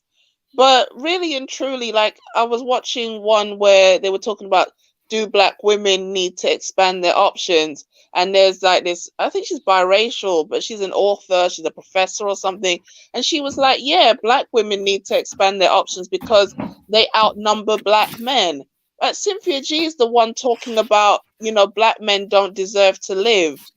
And if they don't serve any purpose, they don't deserve to live. So just get rid of them, like abort them in the womb. So she looked down. Cynthia G kind of looked down. And I said, yeah, you bugger you, because you say stupid things like get rid of the men. And if women already outnumber men, why would you make the number of black men even smaller? Even less. That doesn't even make any damn sense. You're just goofy. Dangerous rhetoric, but which is allowed to stay. She knows she has no monetized. solutions. Yeah. I think they brought her there to make an example out of her because really and truly, Cynthia G doesn't make a lot of sense. So was this the same Foxhole interview with Dr. Umar, or is this a different one? No, this was the one before it. I think this is I think this was the interview before it. Yeah. She just doesn't make any sense, and I don't know why they brought her on the show, because she doesn't add logical value. But then it's liberal, it's left leaning. You got a lot of LGBTQ individuals on that kind of network, so you're not really gonna get sense.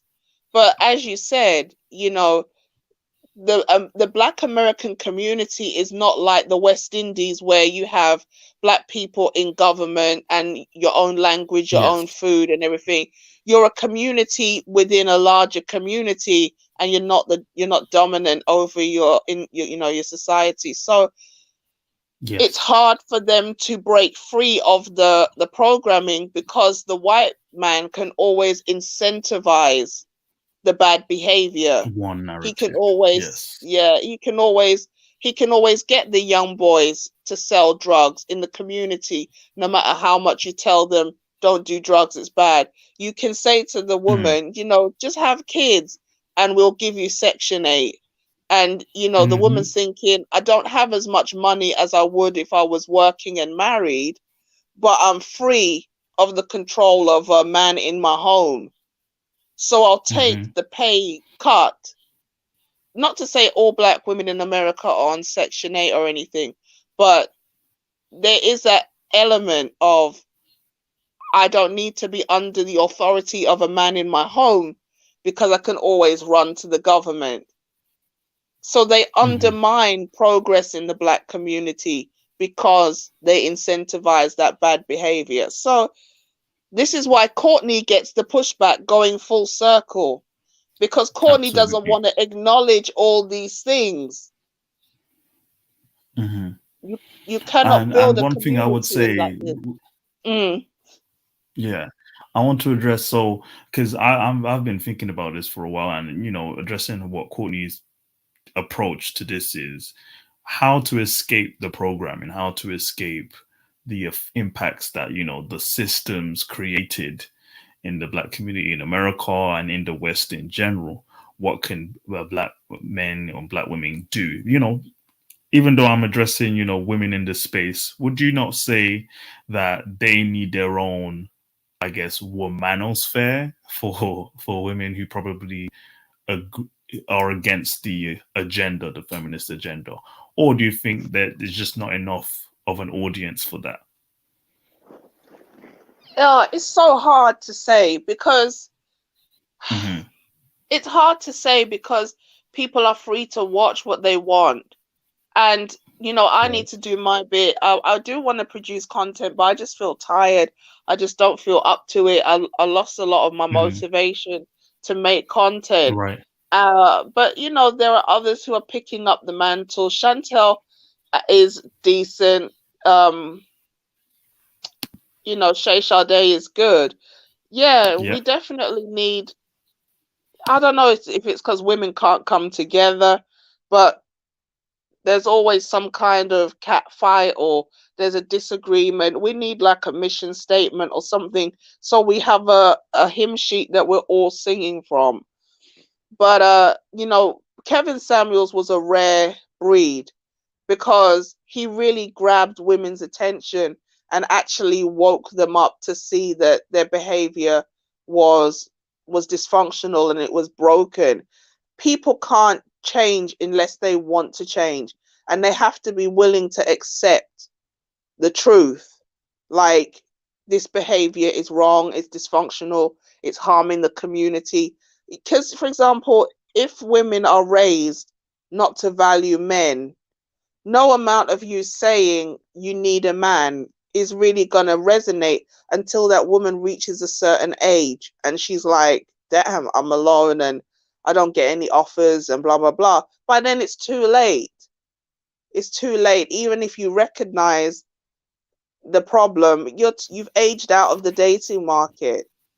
So in some respects, we have to let some of these older women just go. Just let them, just let them die. It sounds really hard, but wow, you can't. Yeah, you can't teach an old dog new tricks.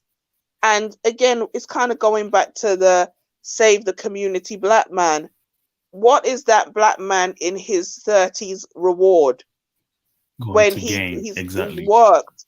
He's worked for, say, 12 years from the age of 18 to become a CEO, a manager. He's got a house, he's got a car, he's got some savings. And then you're saying, oh, here is a woman with, 50 pounds overweight with a couple of kids that you're expected to raise from another man. This is not a reward. This is not a reward for a man that's had to build himself up from scratch. Maybe even his family never left him anything. Everything he had to, literally get it out of the mud. Come on now, that's rubbish. So the older set of women, they have to just go and get a 60-year-old man. You're in your 30s, 40s. Go and get a 50, 60-year-old man and see if you can make it work with him. And then we get the young girls and we say, look, I know you see the older women. Yeah, but don't go down that route because you're going to end up like,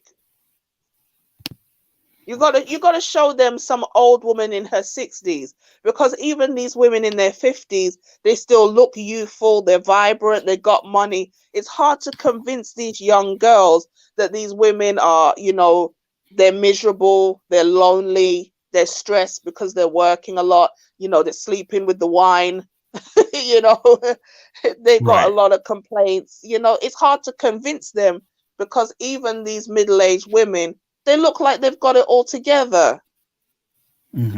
But secretly, they're unhappy. Secretly, they're stressed. Yes. And really, it should be them telling their own daughters, don't do like me. I had a conversation with somebody a few months back.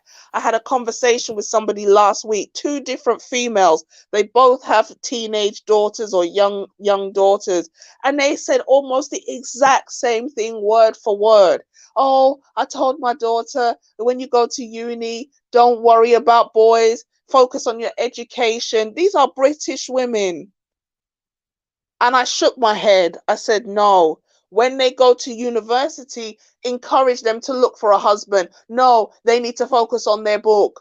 And I said, you see, this is how you send them down the same path.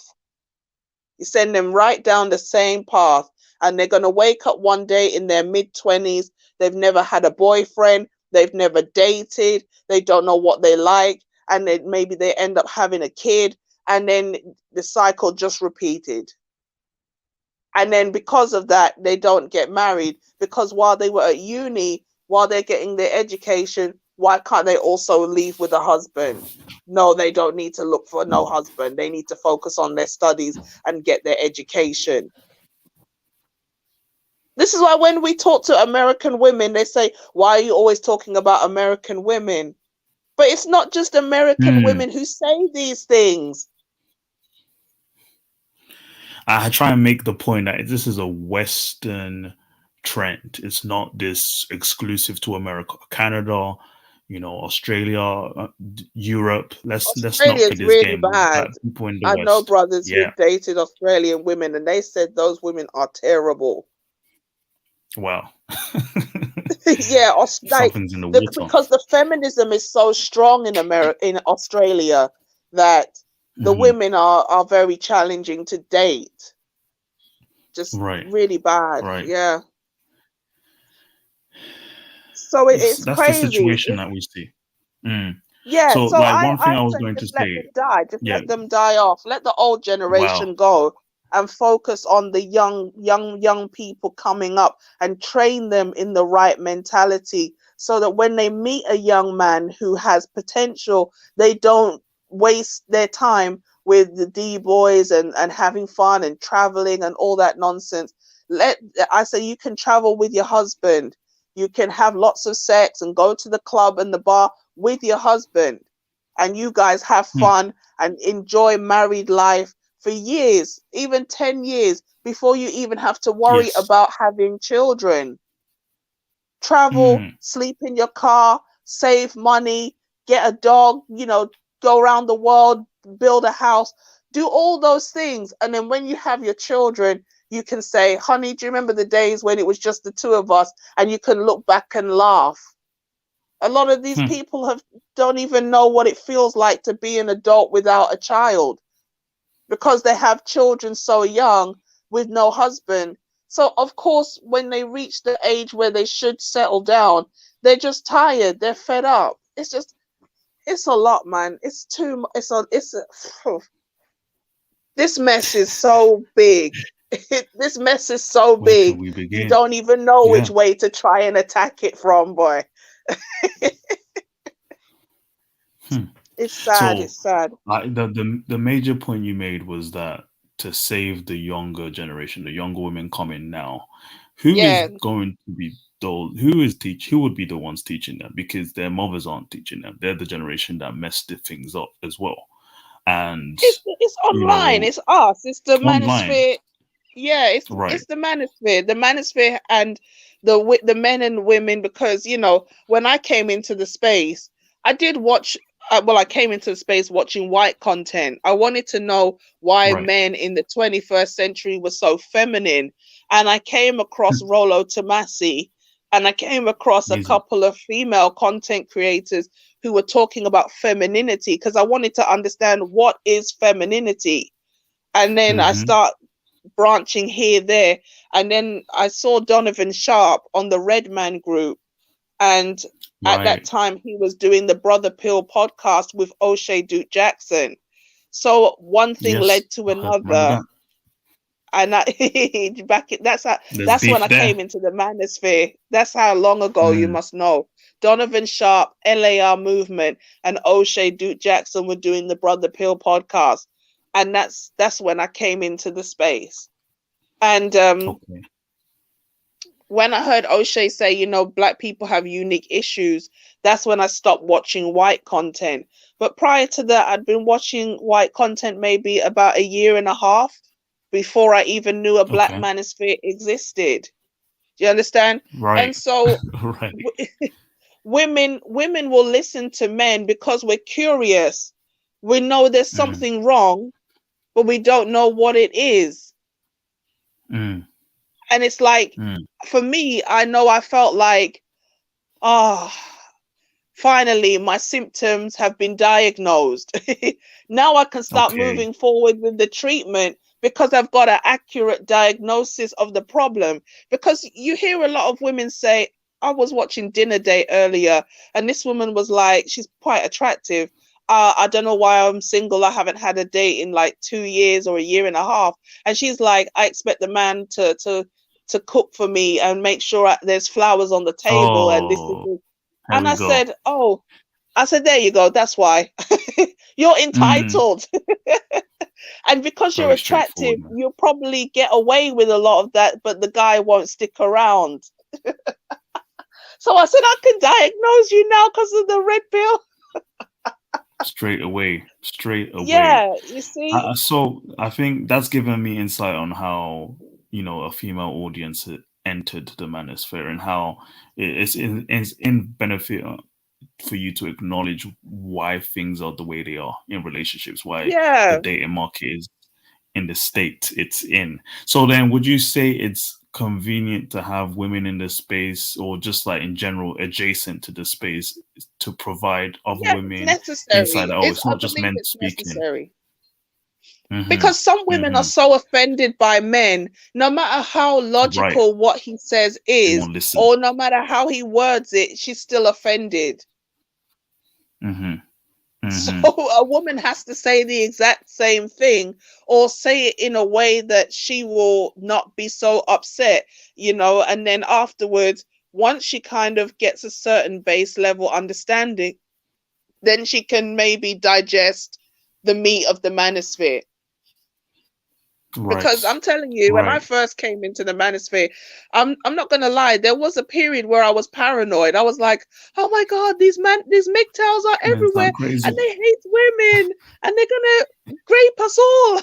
And then I said, wait a minute, I've been walking, I literally went down the high street and I was like, oh my God, there's a man. I wonder if he's one of them. And there's another one. And I was like, what are you saying? Like, you've been walking down this street every day and these men don't look at you, they don't touch you, they don't talk to you. What are you saying? I had to slap my own face for like a second. And then I realized, get it together, girl. You're losing it here. But that's why now I'm so like robust, because I kind of forgot how there was a period where I was a bit frightened, but a lot of these women, they kind of cling to that. They just, I'm frightened. These men are so dangerous. And it's like, these men are not dangerous. You wouldn't run your mouth the way you do if you felt they were dangerous. Okay. The way you're giving a lot of lip and being cheeky, you obviously don't think they're going to do anything. So don't give me that crap. Right.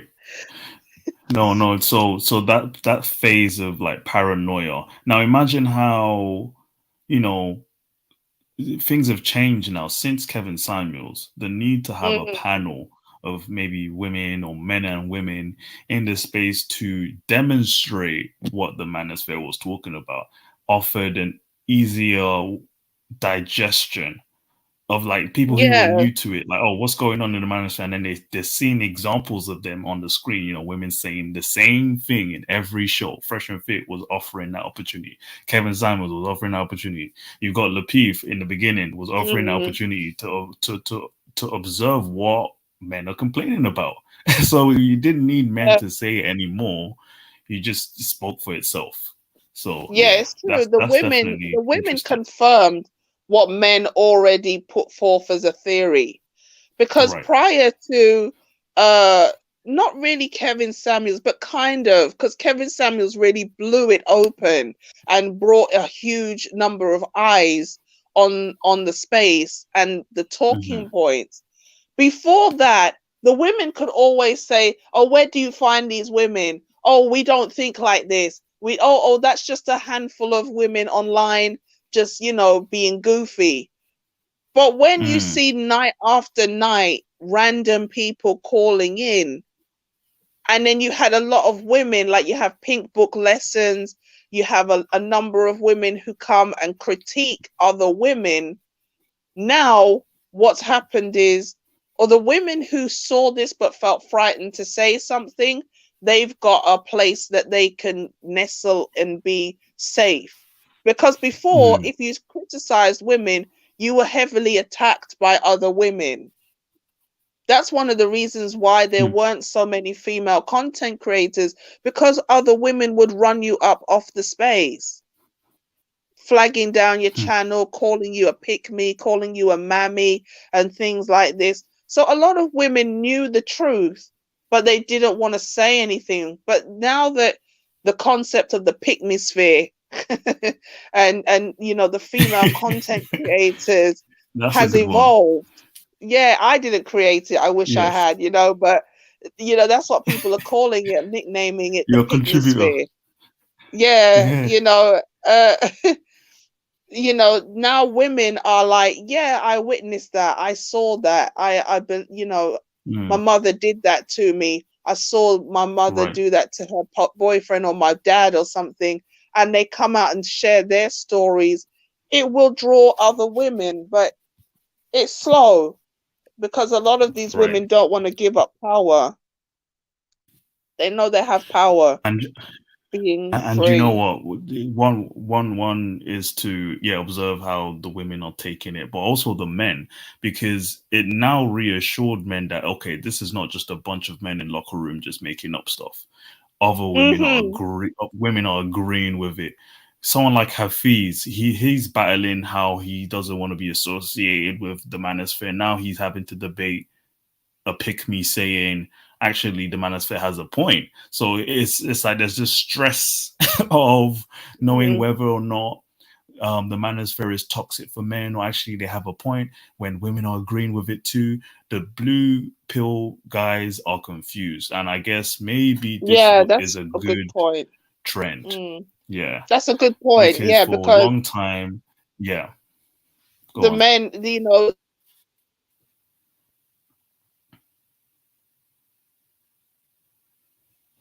Hello. You've cut off at the moment. Could you? Oh, can you hear me now? Check in. Yeah, and I can hear you. Repeat that if you can. Sorry. Yeah, so some dudes are actually dismissing other men. There was a brother, he made some critical videos about the Manosphere FD signifier. He's like a liberal guy, breaking down the Manosphere. And like I said, the Hafizes and the Lapifs and all these guys, they like to call people incels, and it's just so disrespectful because some of these guys have issues. Some of these guys have been heavily traumatized, like they've been through divorces, they've been through abuse, and it's really knocked the stuffing out of them. And so for you to just say, oh, you're just a group of weirdos on the internet, you're just a bunch of incels who couldn't get any, sexual access, it's just so dismissive and disingenuous. And then to add insult to injury, you come back around and make the same points as the Manosphere has always been making anyway. Give me 1 second. That's all right. Yeah. Solid point being made again.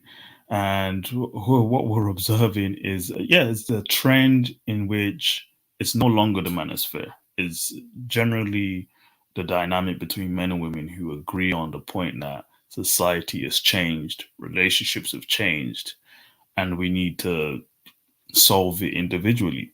So I will bring her when later, antisocial socialite comes back on. But I observed how Donovan Sharp transitioned from focusing on the men in society, and then now he has a platform with his current partner, making sure he has a panel filled with women. And I think it's to shield himself from the attacks, and in a very tactical and smart way. because for a long time Donovan has placed his hands on every platform and controversial. He's had a few beefs with certain other male content creators, but when he started introducing like a weekly panel of women who agree on the same things, it shielded him from the attacks from YouTube moderation and like others who were against him. I'm not sure. Did you hear the part I spoke about just now? Yeah, I did. Yeah. Returning.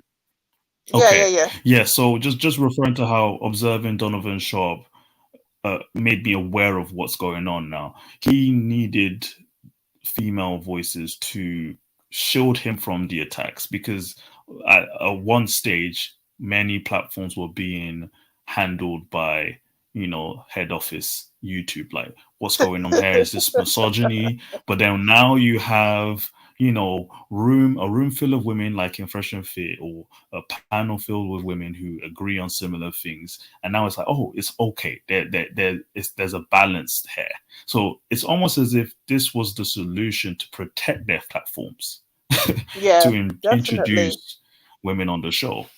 Same thing with Kevin Samuels. I think Kevin started this and then led on like all these other platforms. If they want to survive, introduce women into your spaces, and that's what it's led to.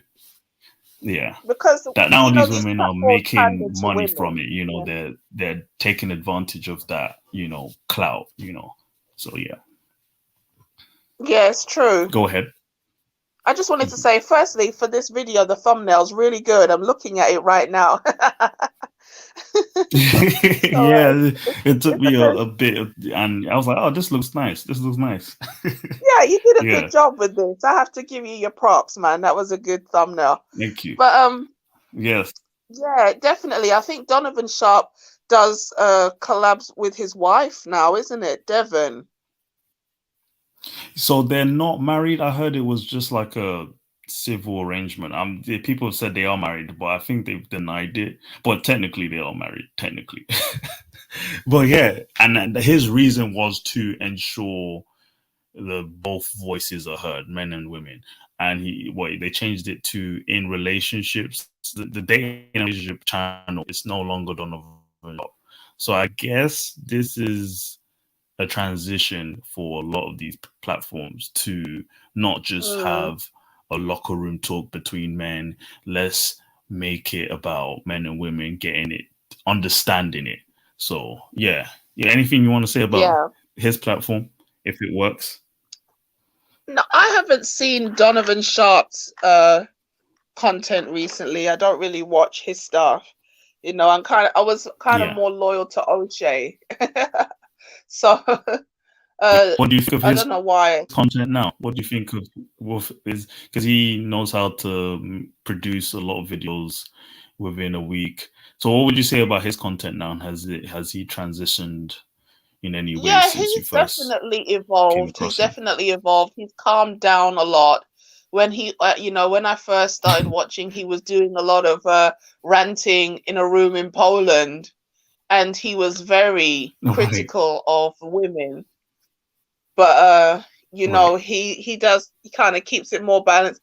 Sometimes I feel like he does try to I think he just tries to go in on the men a little bit to make it seem like he's not just picking on the women all the time. He does have some valid points, but yeah, I mean, I suppose you got to talk about both sides of the coin, but yeah, I mean, he's got a team behind him. That's what I realized. A lot of these guys who do churn out a lot of content, especially high quality content, they have editors and people who source stories. So, and he played it smart. He said, you know what? We can't just keep talking about women all day. So what we'll do, we'll talk about celebrities, because, celebrities are a wealth of content. So again, I don't blame O'Shea, because he's turning this into a full-time business.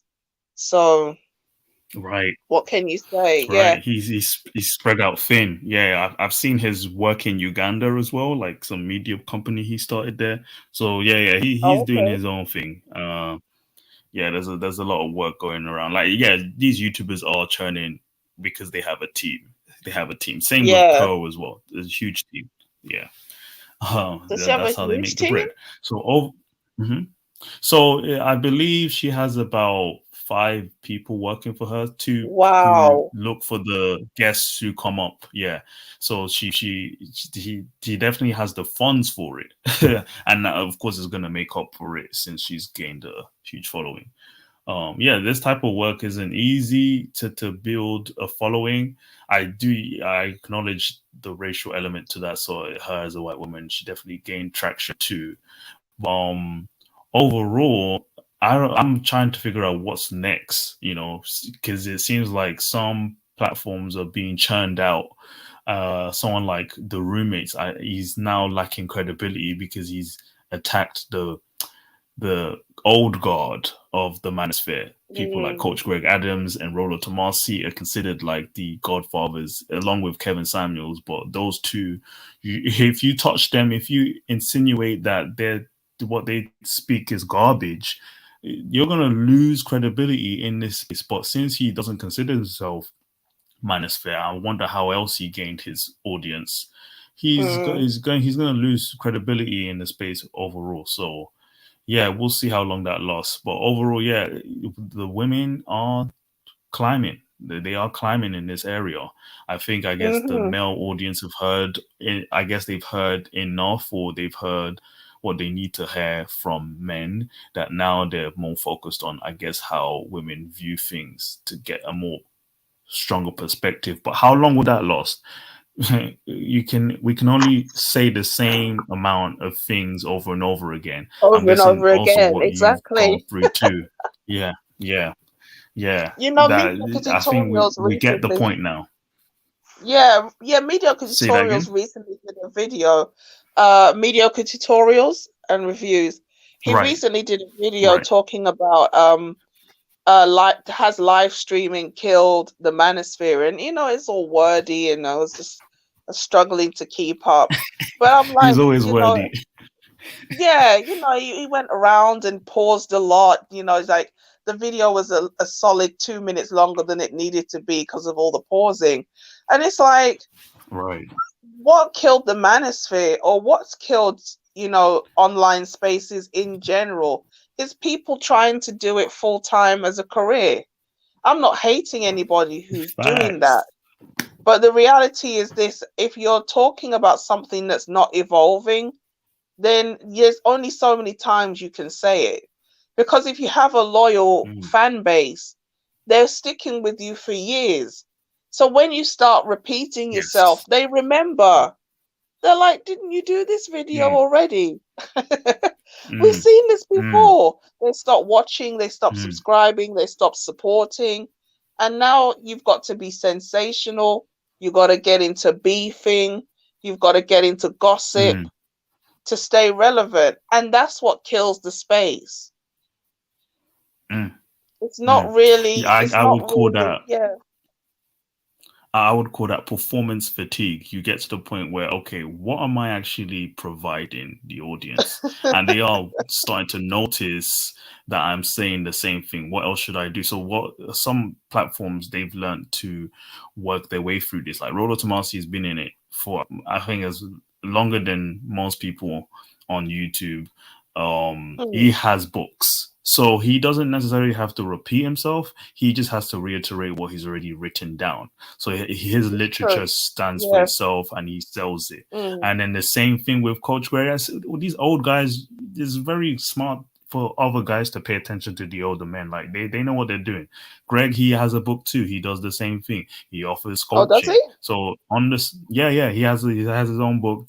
When he attends conventions, the male conventions, he's one of the primary literature, guys. So he offers that too. So certain platforms provide more than just this rhetoric.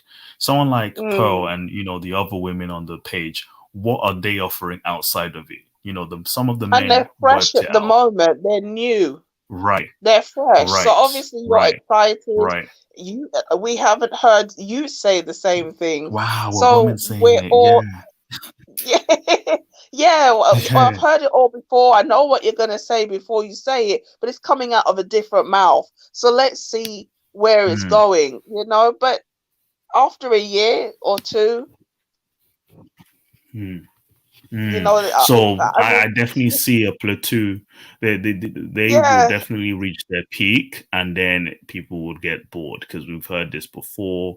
Yada yada yada. Anytime I see Pearl show up on my timeline, I'm like, okay, this is the same modern women talk. We've heard it already, but I guess you need to build your audience. But then you're eventually going to reach your max, like your optimum reach. What now?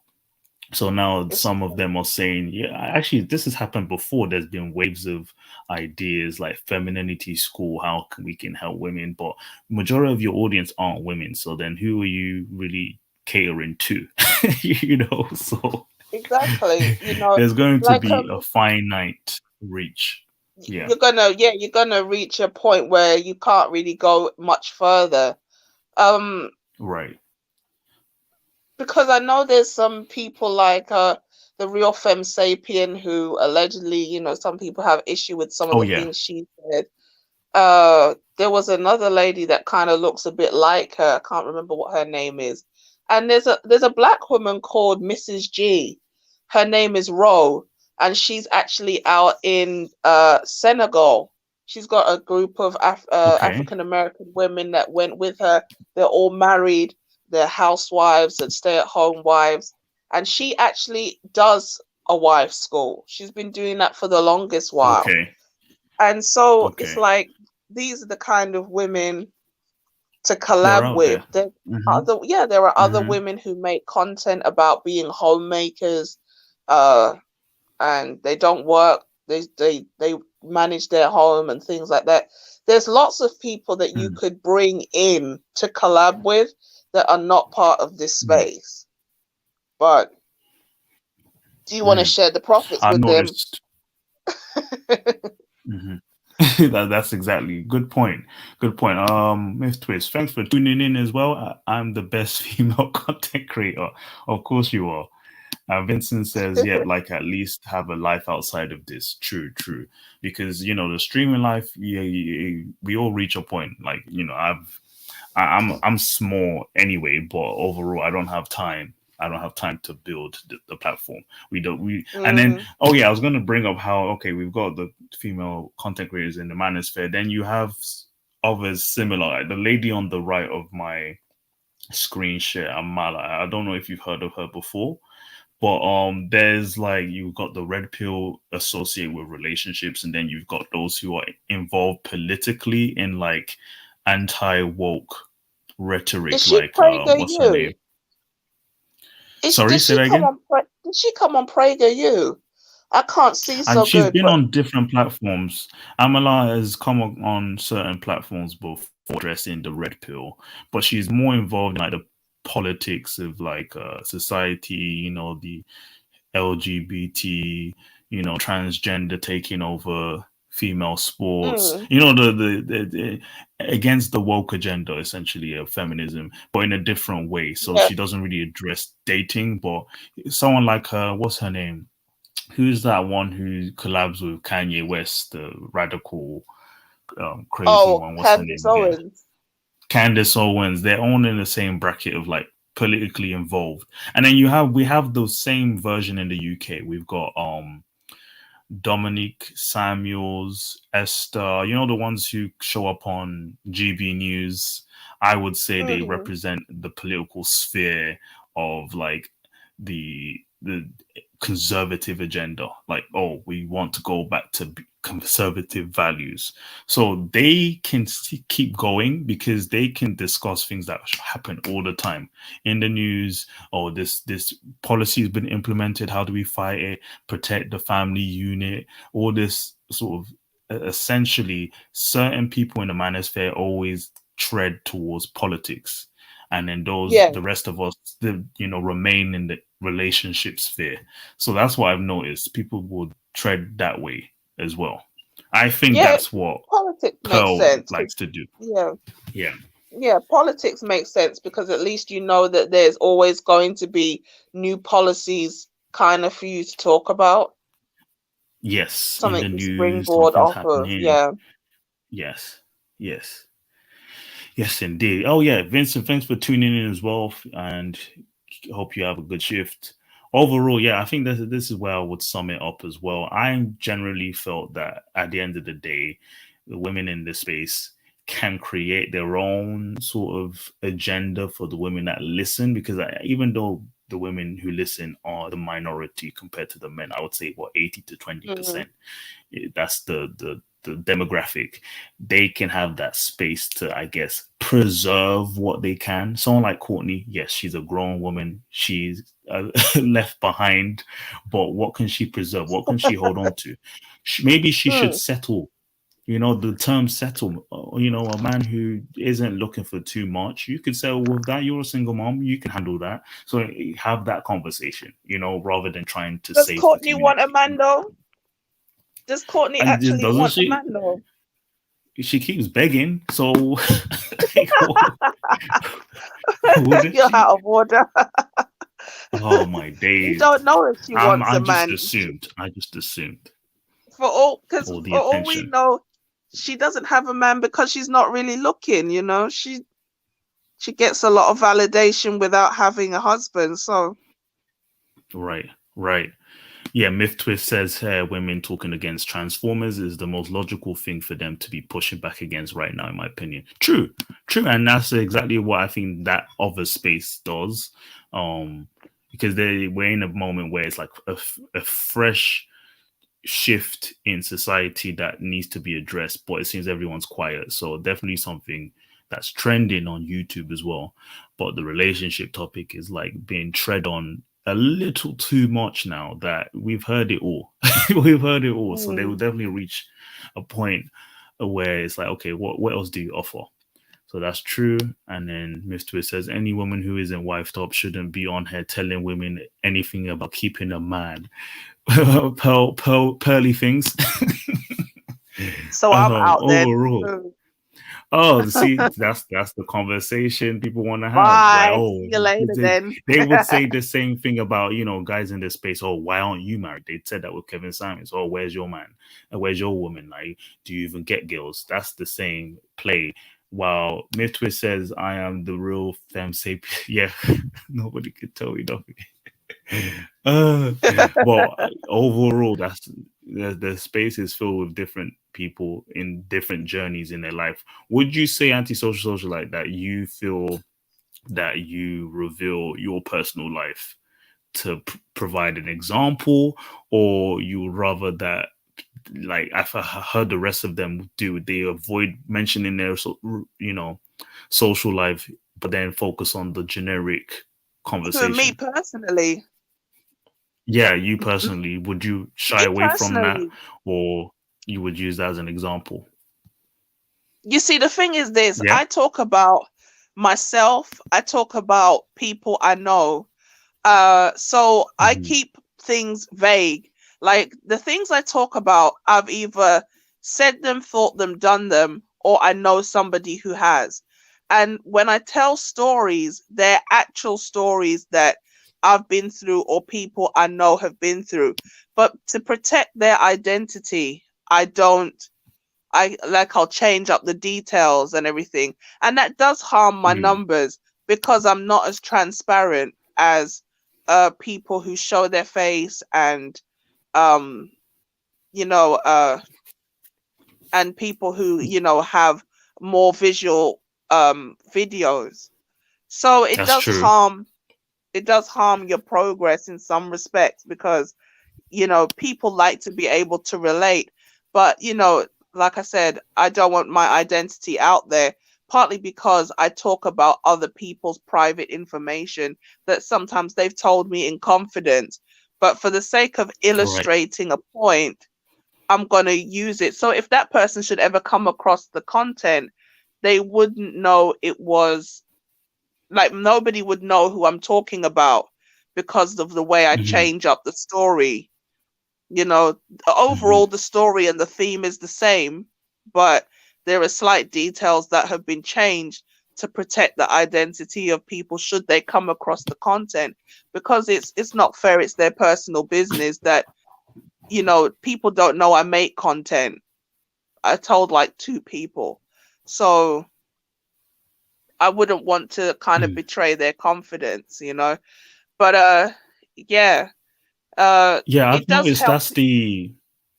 Sorry, I was gonna say that's how it seems like the general UK scene. We tend to keep our personal lives and our identity anonymous for now. Like Jessica Yeah. X was, approached for that too. So I would say, yeah, I guess maybe it's a cultural thing in the UK too. But then Probably, while the yeah. Americans are more out in the open, like I just find it embarrassing, like when they do reveal too much and we know their life. I'm just like, how can you handle that much attention? But yeah, that's just how it seems. Yeah. Anything else? I just don't like the fact that people try to find out like where you live. They want to try dox you, like call up your workplace, and they try to. Sometimes people only want to know personal information because they want to throw it in your face afterwards. Like. Right. And the reality is, like, somebody will be unmarried and they'll say, why are you giving marriage advice and you're unmarried? And then a married person will come up and they'll be like, oh, you haven't been married that long, or it's different for you because you come from this culture, or you don't know what it's like for me because I didn't come from your background, so it doesn't matter what you say about being married. So I'm just using that as an example. So what you'll find is, for everything that people ask you to provide, there's somebody saying that's why you're not qualified to say anything anyway. So you just work with the people that will work with you, and the rest will come if they want to, Yeah. I was gonna address another thing, but who do we have on the panel? Is that Myth Twist gonna prank us again? No, not gonna prank you. No. The last time, I can't even remember what you were doing. But yeah, thanks for tuning in. It's later in the evening. Of course, you come this late. But how have you been, man? Any input to this as well? Yeah, just to quickly say, because I mean, you said well, the topic anyway.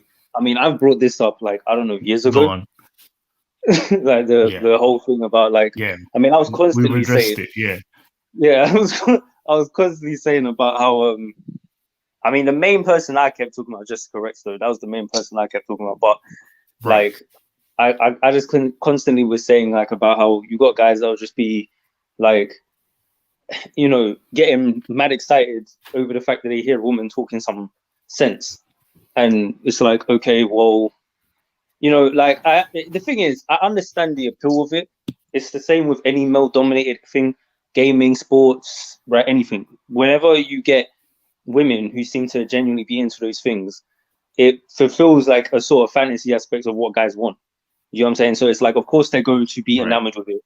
You know what I mean? And it's the reason why women have always been able to easily manipulate guys. I'm not really mad or concerned about it anymore because I don't really pay much attention to. So hold on for a sec. Maybe you haven't noticed as well. Like you did mention it before, I remember.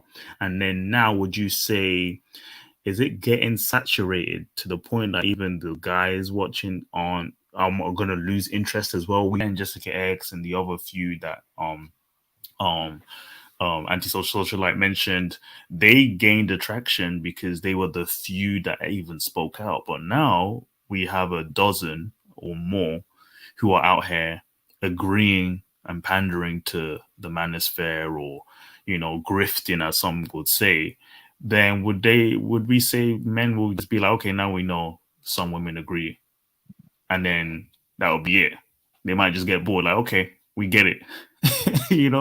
At a certain point, I don't think it's reached that point yet, though. But at a certain point, yeah. If it continues, then eventually it will. But I don't think it's reached a saturation point just yet. I think there's still space. I think there's still a lot of gaps in the market. I think there's gaps in the market for the guys. I think the red pill genre in general is still pretty narrow. It's just people really on YouTube. And the most expansion I see is people getting these nice high quality cameras and trying to do podcasts, and that's about it. I don't see like expansion into other forms of media, or you got people complaining all the time about like all the other stuff that, because you got to think, okay, so we're talking about like like this culture of liberalism and blah blah blah, and they're trying to destroy the family unit. but they don't just get on YouTube and talk, do they? These things are happening. No, they're everywhere in all else. facets of life. Yeah. So what my thing Yeah. is you got to counter in all facets. Then most of the people, like the thing I find fascinating is the people who are making a lot of money, and I don't know if it's just because it's still early. I'm just gonna give it time because it is still quite new. I mean, like there's some people who only started making Red Bull content like 4 or 5 years ago. Now, when you actually think about it, that's really recent, but they're considered OGs because the space is still quite young. Right. You know what I mean? It's not more than, I don't know, I'd say maybe early 2010s. Like some of the earliest people you had around was, I think one of the earliest people you had was like that most people would know was Tommy Sotomayor. Like that's probably one of the earliest people you had around. Like so he's been doing it for a minute. 2010. Yeah, like that's someone who's probably one of the earliest, and I think it was a natural evolution when we would come into it because, like I said, like it's happened with every other male-dominated thing. So why wouldn't it? Like, and at the end of the day, guys want women around. I was one of these people who just kept pushing, like, because my thing is, I don't have an issue with women supporting what people is like, what the talking points are. My thing is that it's just like, I don't like when I didn't like how guys were reacting to it, because it's like, you can't be here talking about and this, that, and everything. Yeah, it's just like everything that they claim to be, it just gets thrown out the window. And and the reason why that would annoy me is because I'm one of those people who actually genuinely believed in the philosophy and the ideology just being shared. So when I see how loosely most guys have it, it just tells me you guys don't actually give a fuck about this stuff. What it really comes down to is they just talk. Yeah, it's just circumstance. You don't get women in real life or something, or you've never heard a woman speak sense in real life, so you get enamored and washed up. And look, like it's just whatever, isn't it? Like it is what it is. But it taught me though to recognize what the reality is of most people and how that doesn't really fit me. So it's like, okay, well, it's just a shame. I still think the ideology is great, and I'll never change my mind on that, because how can I? To me, all Red Pill is literally is truth. It's not just truth about female nature or dating. It's literally the truth about the world. Like when I see a guy sitting down talking about, things like building your credit the proper way or the way how it actually works, to me, that's Red Pill content. You get what I'm saying? Like it's not just like dating. It's people giving you the actual ins and outs of how the world works, so you don't get caught in the traps, whatever they are, wherever they are. It's just the female nature thing, because it's so taboo. That's why everyone's going to talk about it, because it's the main thing that hasn't been touched. People have been trying to give the game on every other aspect of life for decades, but this one thing, academics don't want to touch that. For the most part. And even if they do, they're still going to sugarcoat it. So I feel like that's the main topic. That's why I always also defended guys talking about women, because that was another thing. You'd get other people saying, "Oh, all you guys talk about in the Red Pill space is women." It's like, bro, if you want to hear a guy talk about fitness or economics as a whole channel, there's whole genres. Yeah, like there's literally whole sections on YouTube. They got tabs for you for those exact things. Like, why are you getting mad that the guys are trying to bring new information on something that they can't discuss really anywhere else? I mean, where else are you going to talk about it? You know what I mean? So it's just one of those things, I guess. I don't know. I find it funny, but I'm not as upset about women being around as I used to be. Like, I don't roll my eyes as much anymore, because I've come to just accept that it's a natural outgrowth of what's happening. It's the Red Pill has gone mainstream at this point. Like, it's actually happening. I was gonna address the elephant in the room, which is Andrew Tate. He went on steroids with the algorithm and basically hacked the system. Like, not deliberately hacked the system, but just made it happen, made it so that everyone knew what the Manosphere was to an extent. And like, I don't think he represents the Manosphere. He's his own self. Like, he has his own agenda. He's his own grift. But that's when we realized that, man, if you can reach that far and beyond, and then get people in politics and media discussing how terrible Andrew Tate was, that's when we knew, okay, there might not be a ceiling yet. So yeah, it can still keep going. If the regular person you meet in the street knows, or what Andrew Tate says about women, that's when we know it's not over yet. So that's what I would say. What do you think? You know something I was thinking about yesterday though, and I want to know what you'd think about this. Like I was thinking yesterday, I can't remember who it was I was watching, but someone was watching and they was talking about someone who's, I think it was, all right, that's what it was. It was the whole thing with Kanye recently, where he had his recent interview and it was like they got taken down and whatever. So what I find interesting is I was thinking, like, because I was watching it a bit today, and I was thinking about how whilst Kanye might say things and you're kind of thinking, okay, it makes sense. There's obviously the presentation and there's that thing that leads to people labeling him as crazy.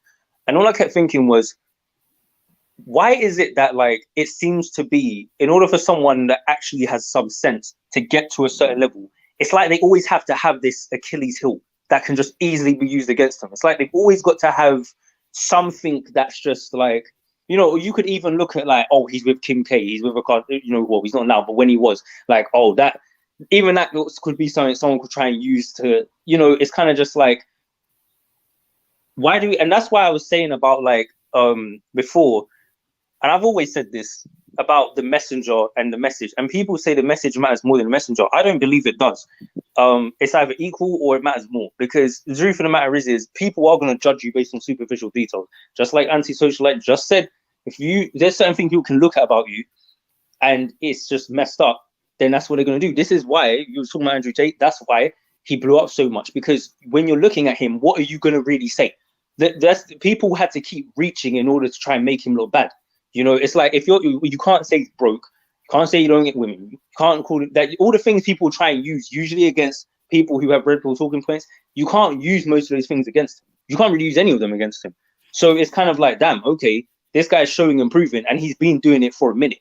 You know, when people went and saw the clips of him on reality TV as a 20-year-old and whatever, it's like, oh, he really is like this. He's not playing a character. Like I read the comments under those videos and people were like, oh, I thought he was just faking, but he's always been like this.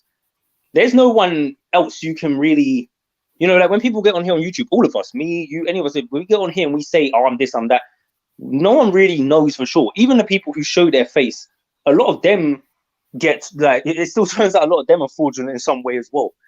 And I guess what I'm trying to say is like, it just seems like a lot of the people who do usually get some sort of prominence, there's usually something in their past, or, you know, there's this weird thing.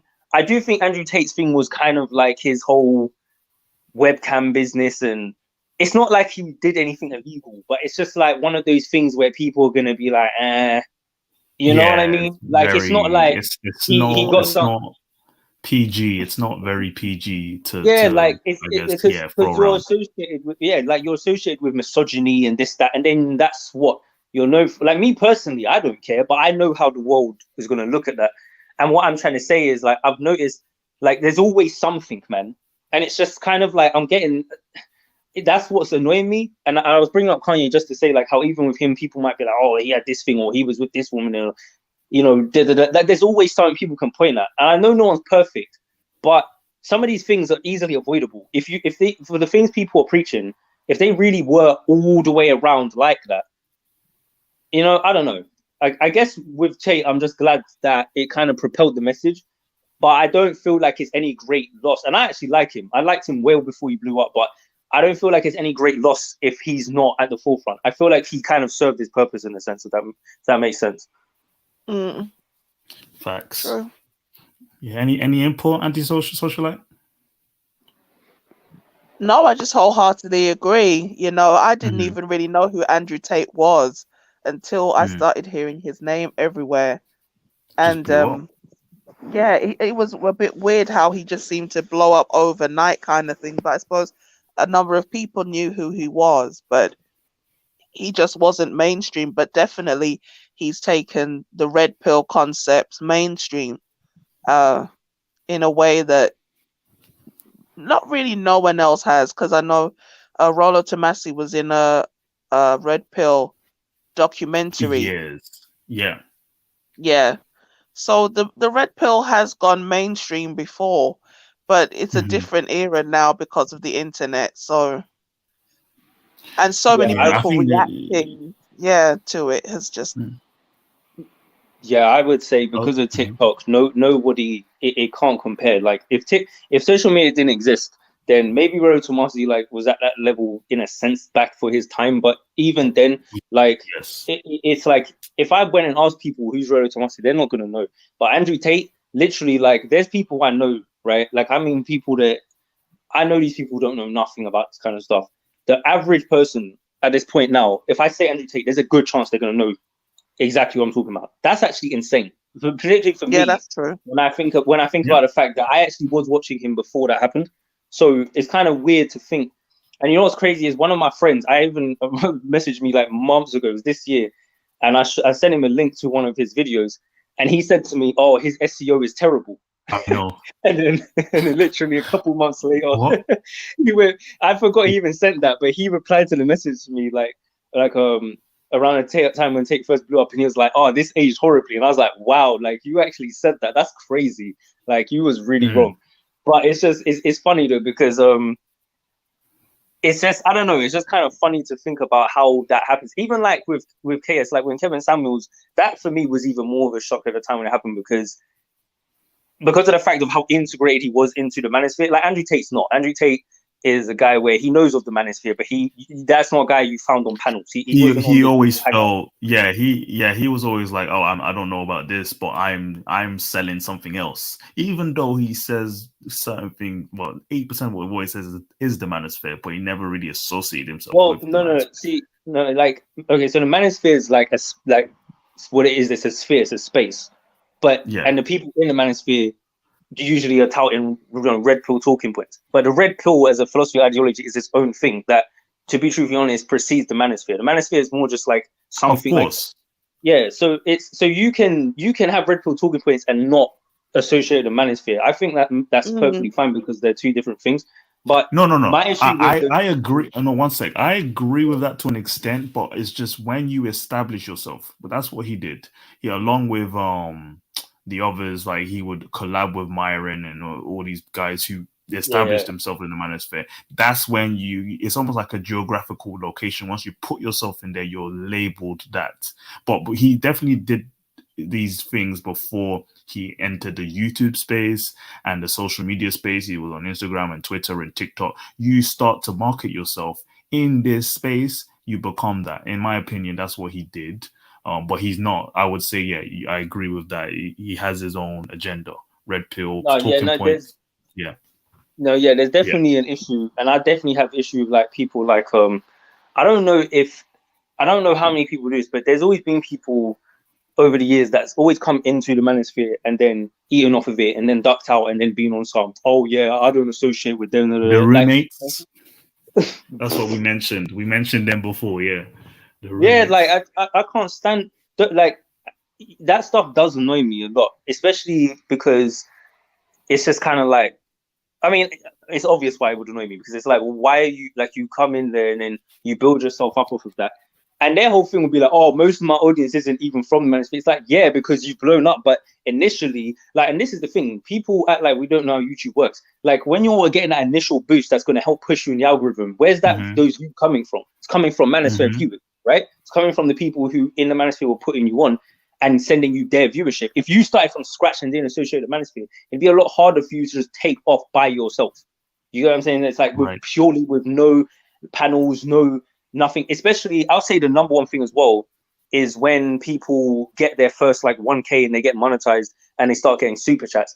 You know, that's a lot harder to just get to the first 1,000 by yourself than if you were, you know, this is, I told you this already about like Jessica before she started her channel, right? Before she started making content, I remember she had 300-400 subscribers off like already.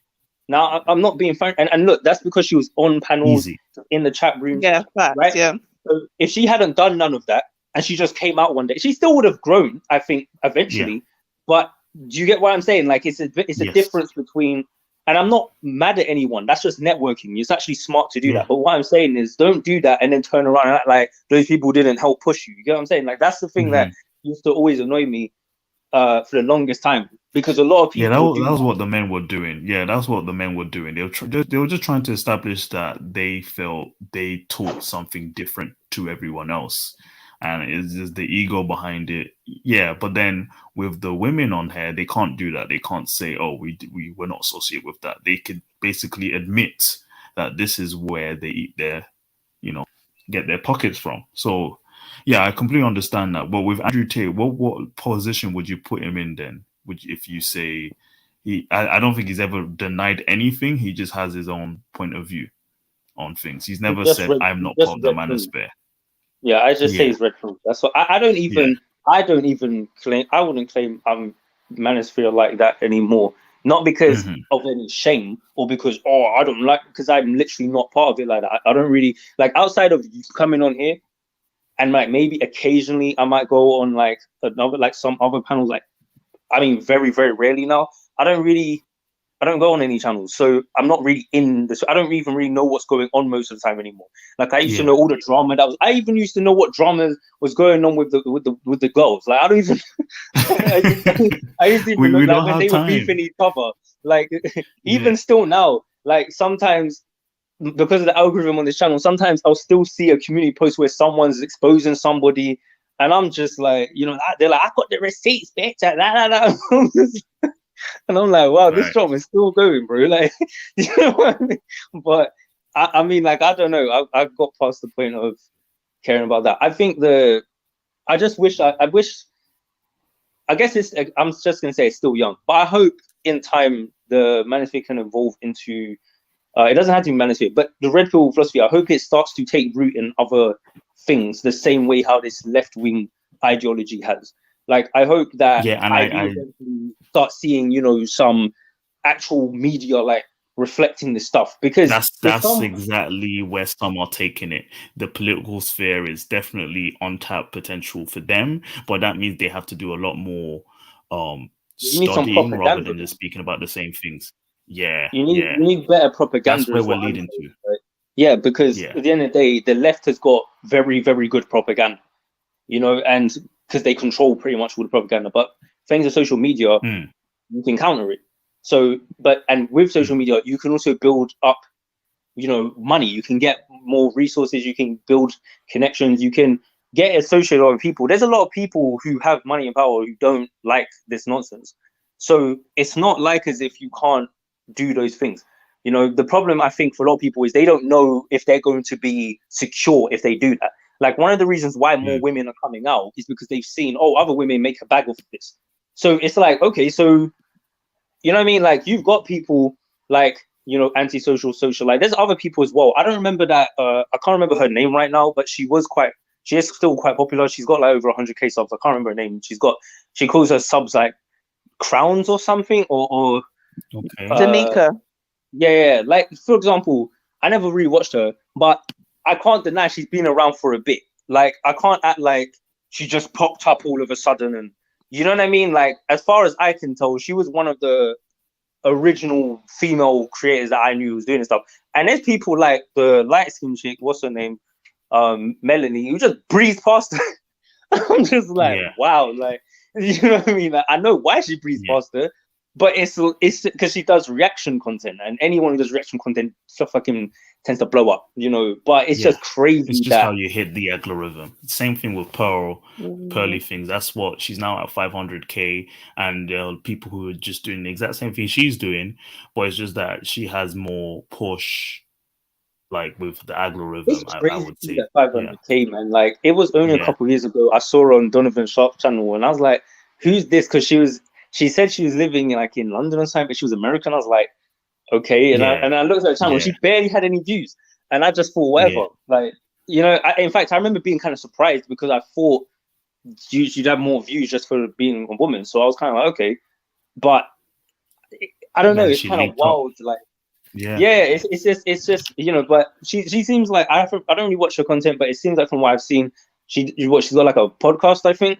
And she has a podcast in London. She's basically doing what we did with Backchat London, and for some reason London is a hotbed for that type of content. And anytime you create a podcast in this sort of setup with a panel of people, you will get a huge following. So she already has her American following, more coming, and then the UK side was very easy. You have UK YouTubers going on her show. You had King Riches, you had I think Castillo's been on there, and a bunch of other people who are known in the UK. You know, like if you think of UK YouTubers, it's very easy to gain views from.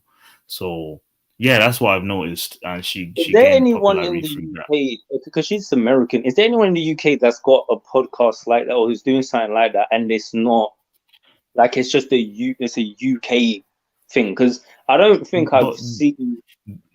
That's that. what we've not the exact same, but in the format we're looking at with Pearls is Backchat, I would say, and what they were doing on London Central thing. But that's been a while. But more recently, no, maybe like ZZ Mills, but that was more of an interview setup. You have what's her name? The one that does roast dates, the mixed chick. Forgot her name, but I think the UK had that potential, and she sort of used that. And yeah, it's taking a Interesting photo. that it She seems can like get it's guests. women led though. You noticing that? Like, I'm listening to the names you're saying, and I'm just thinking, sounds like it's women led for the UK though. That's what it sounds like. I just find that interesting because I've trained it out. Think about your friends like here in the UK when it comes to like these discussions. Most of the time, people are just talking about sports, you know, football, how it is. Like if you listen to the male podcast, like the typical male podcast, I listened to 3 Shots of Tequila for years, and they kind of stick to the same topics and avoid quote unquote misogynistic comments because they know they have a female base as well. Like the UK Twitter space is basically what I think of when I think of podcasts in the UK. But the Manosphere content is what Pearl popularized in, like, basically bringing what we did in our Zoom panels to the physical was different in the Manosphere, especially in the UK. Something that what she basically took from Fresh and Fit and Kevin Samuels and brought it to London. That's what I was thinking. Like, but the thing is that because I've always thought this for years, is that I've always thought the UK doesn't really have the heart for it, and I just don't think. And we still don't. I don't think we ever will. I don't think we ever will. And I think and I look, like if you was to try and get support purely off of, if I was an American creator just trying to get support of Americans, there's plenty of Americans. I know YouTubers on here in the Manosphere who are 6-figure earners, or just on here. Their streams don't get more than 300-400 viewers on average, but they're 6-figure earners off of YouTube. Okay, the reason why is because they have their cash up set up a certain way, and they make sure they hit a certain amount of donations. So it's actually, you know, that's why it's not, you don't have to be the biggest channel in order to make good money doing this kind of stuff. And I've tried to tell people multiple times, because they don't know about other sectors of YouTube very well. It's extremely unique what happens with this content where you even get donations at the frequency you do. Like the only thing I haven't close to it is you got some Twitch streamers who might deal with that, like in gaming or something. But that's usually, like, you're only getting big numbers from that if you're very popular. To be someone saying I make 6 figures is crazy when you're not get, like, you know, like for some of the numbers these people will get, and they'll still complain and say they don't get enough support. I'm like, wow, you have no idea, like compared to what other people deal with on you know, YouTube. Like, but the reason I'm saying this is because they can be American and all you'll see is $ in their super chats and stuff, and it's like, if you was to be in the UK, could you sustain yourself at that level with just pounds, like just people from here? I don't think so. And I understand it's a smaller country and all that, but that's kind of what I'm trying to say. I also have always thought, because we're smaller and because everything's a bit more, I guess you could say, intimate in a way, I think that's part of the reason there's the privacy thing, because it's like there's a higher likelihood people are going to know who you are. You know what I mean? Like, I mean, when someone says, oh, I work in this area, there's a decent chance you see them. If you really, like, if you was to just linger around there or something, like, it's not hard, you know, and things like that. Like, and I think that is what puts people off to a large extent. And I also think is why people won't talk about certain things, especially when their face is out there, because they don't want to piss off like people they know. So it's kind of like for example, someone like a King Rich is pretty much, I mean, who else is really in the UK just bait face like that, just going all the way in? Like, I mean, I'm trying to think of who else really does that. I don't even watch him like that anymore, but as far as I remember and can tell, that's what he's always done. He's always just, he's been repetitive, and he's been looking for a different avenue to move on from. But I think now, I guess him going on pearly things might improve for him. But overall, I want to round things up. Overall, this has been a great topic. You came at the end, but it was good too. And I would say overall, I'm convinced that even though there are a lot of women entering this space, the label itself, the manosphere, might end up shifting to relationship, like generically for men and women, if women are filling up the gap in the ratio of the audience. Maybe not, but a lot of these content creators are going to eventually acknowledge that they're repetitive and move on to something else, whether it's politics or racial issues. We've seen that before. I've noticed that they try and lead on to solutions. How can we fix our society? What should I do to encourage this? You mentioned like a better propaganda machine. Do so and then help implement things. Going in the media, discussing the social issues that we're facing now, the gender imbalance, transgenderism, all this like woke, we're combating the woke basically. If we get to that stage, then but I think people will get bored of hearing the same thing over and over again. We're transitioning, but not like that, but we're transitioning. Your last thoughts before we close up, or if there's anything else you want to branch on. No, there's nothing else I have to say. I'm good. That's it. That's everything I have to say. Yeah, it was a solid discussion. Thanks again, Myth Twist and the Antisocial Socialite, especially you, because I needed input. See, I needed a woman on the panel to give us solid input to that too. So any last thoughts before we close up for you two? No, this was a great discussion. Thank you for having me on the panel and suffering my long-windedness. It was good. It's good. Your pace is good. It's good. Oh, okay, few.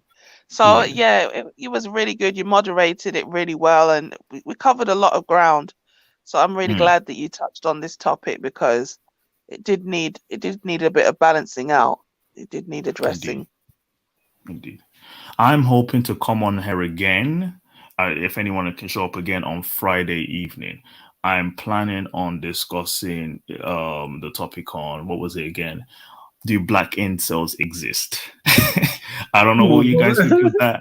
Yeah, that's good. To me, that's a big topic, because I'm tired of people discussing, black men are struggling out here. Especially hearing it from King Richards. I had a debate with him on that.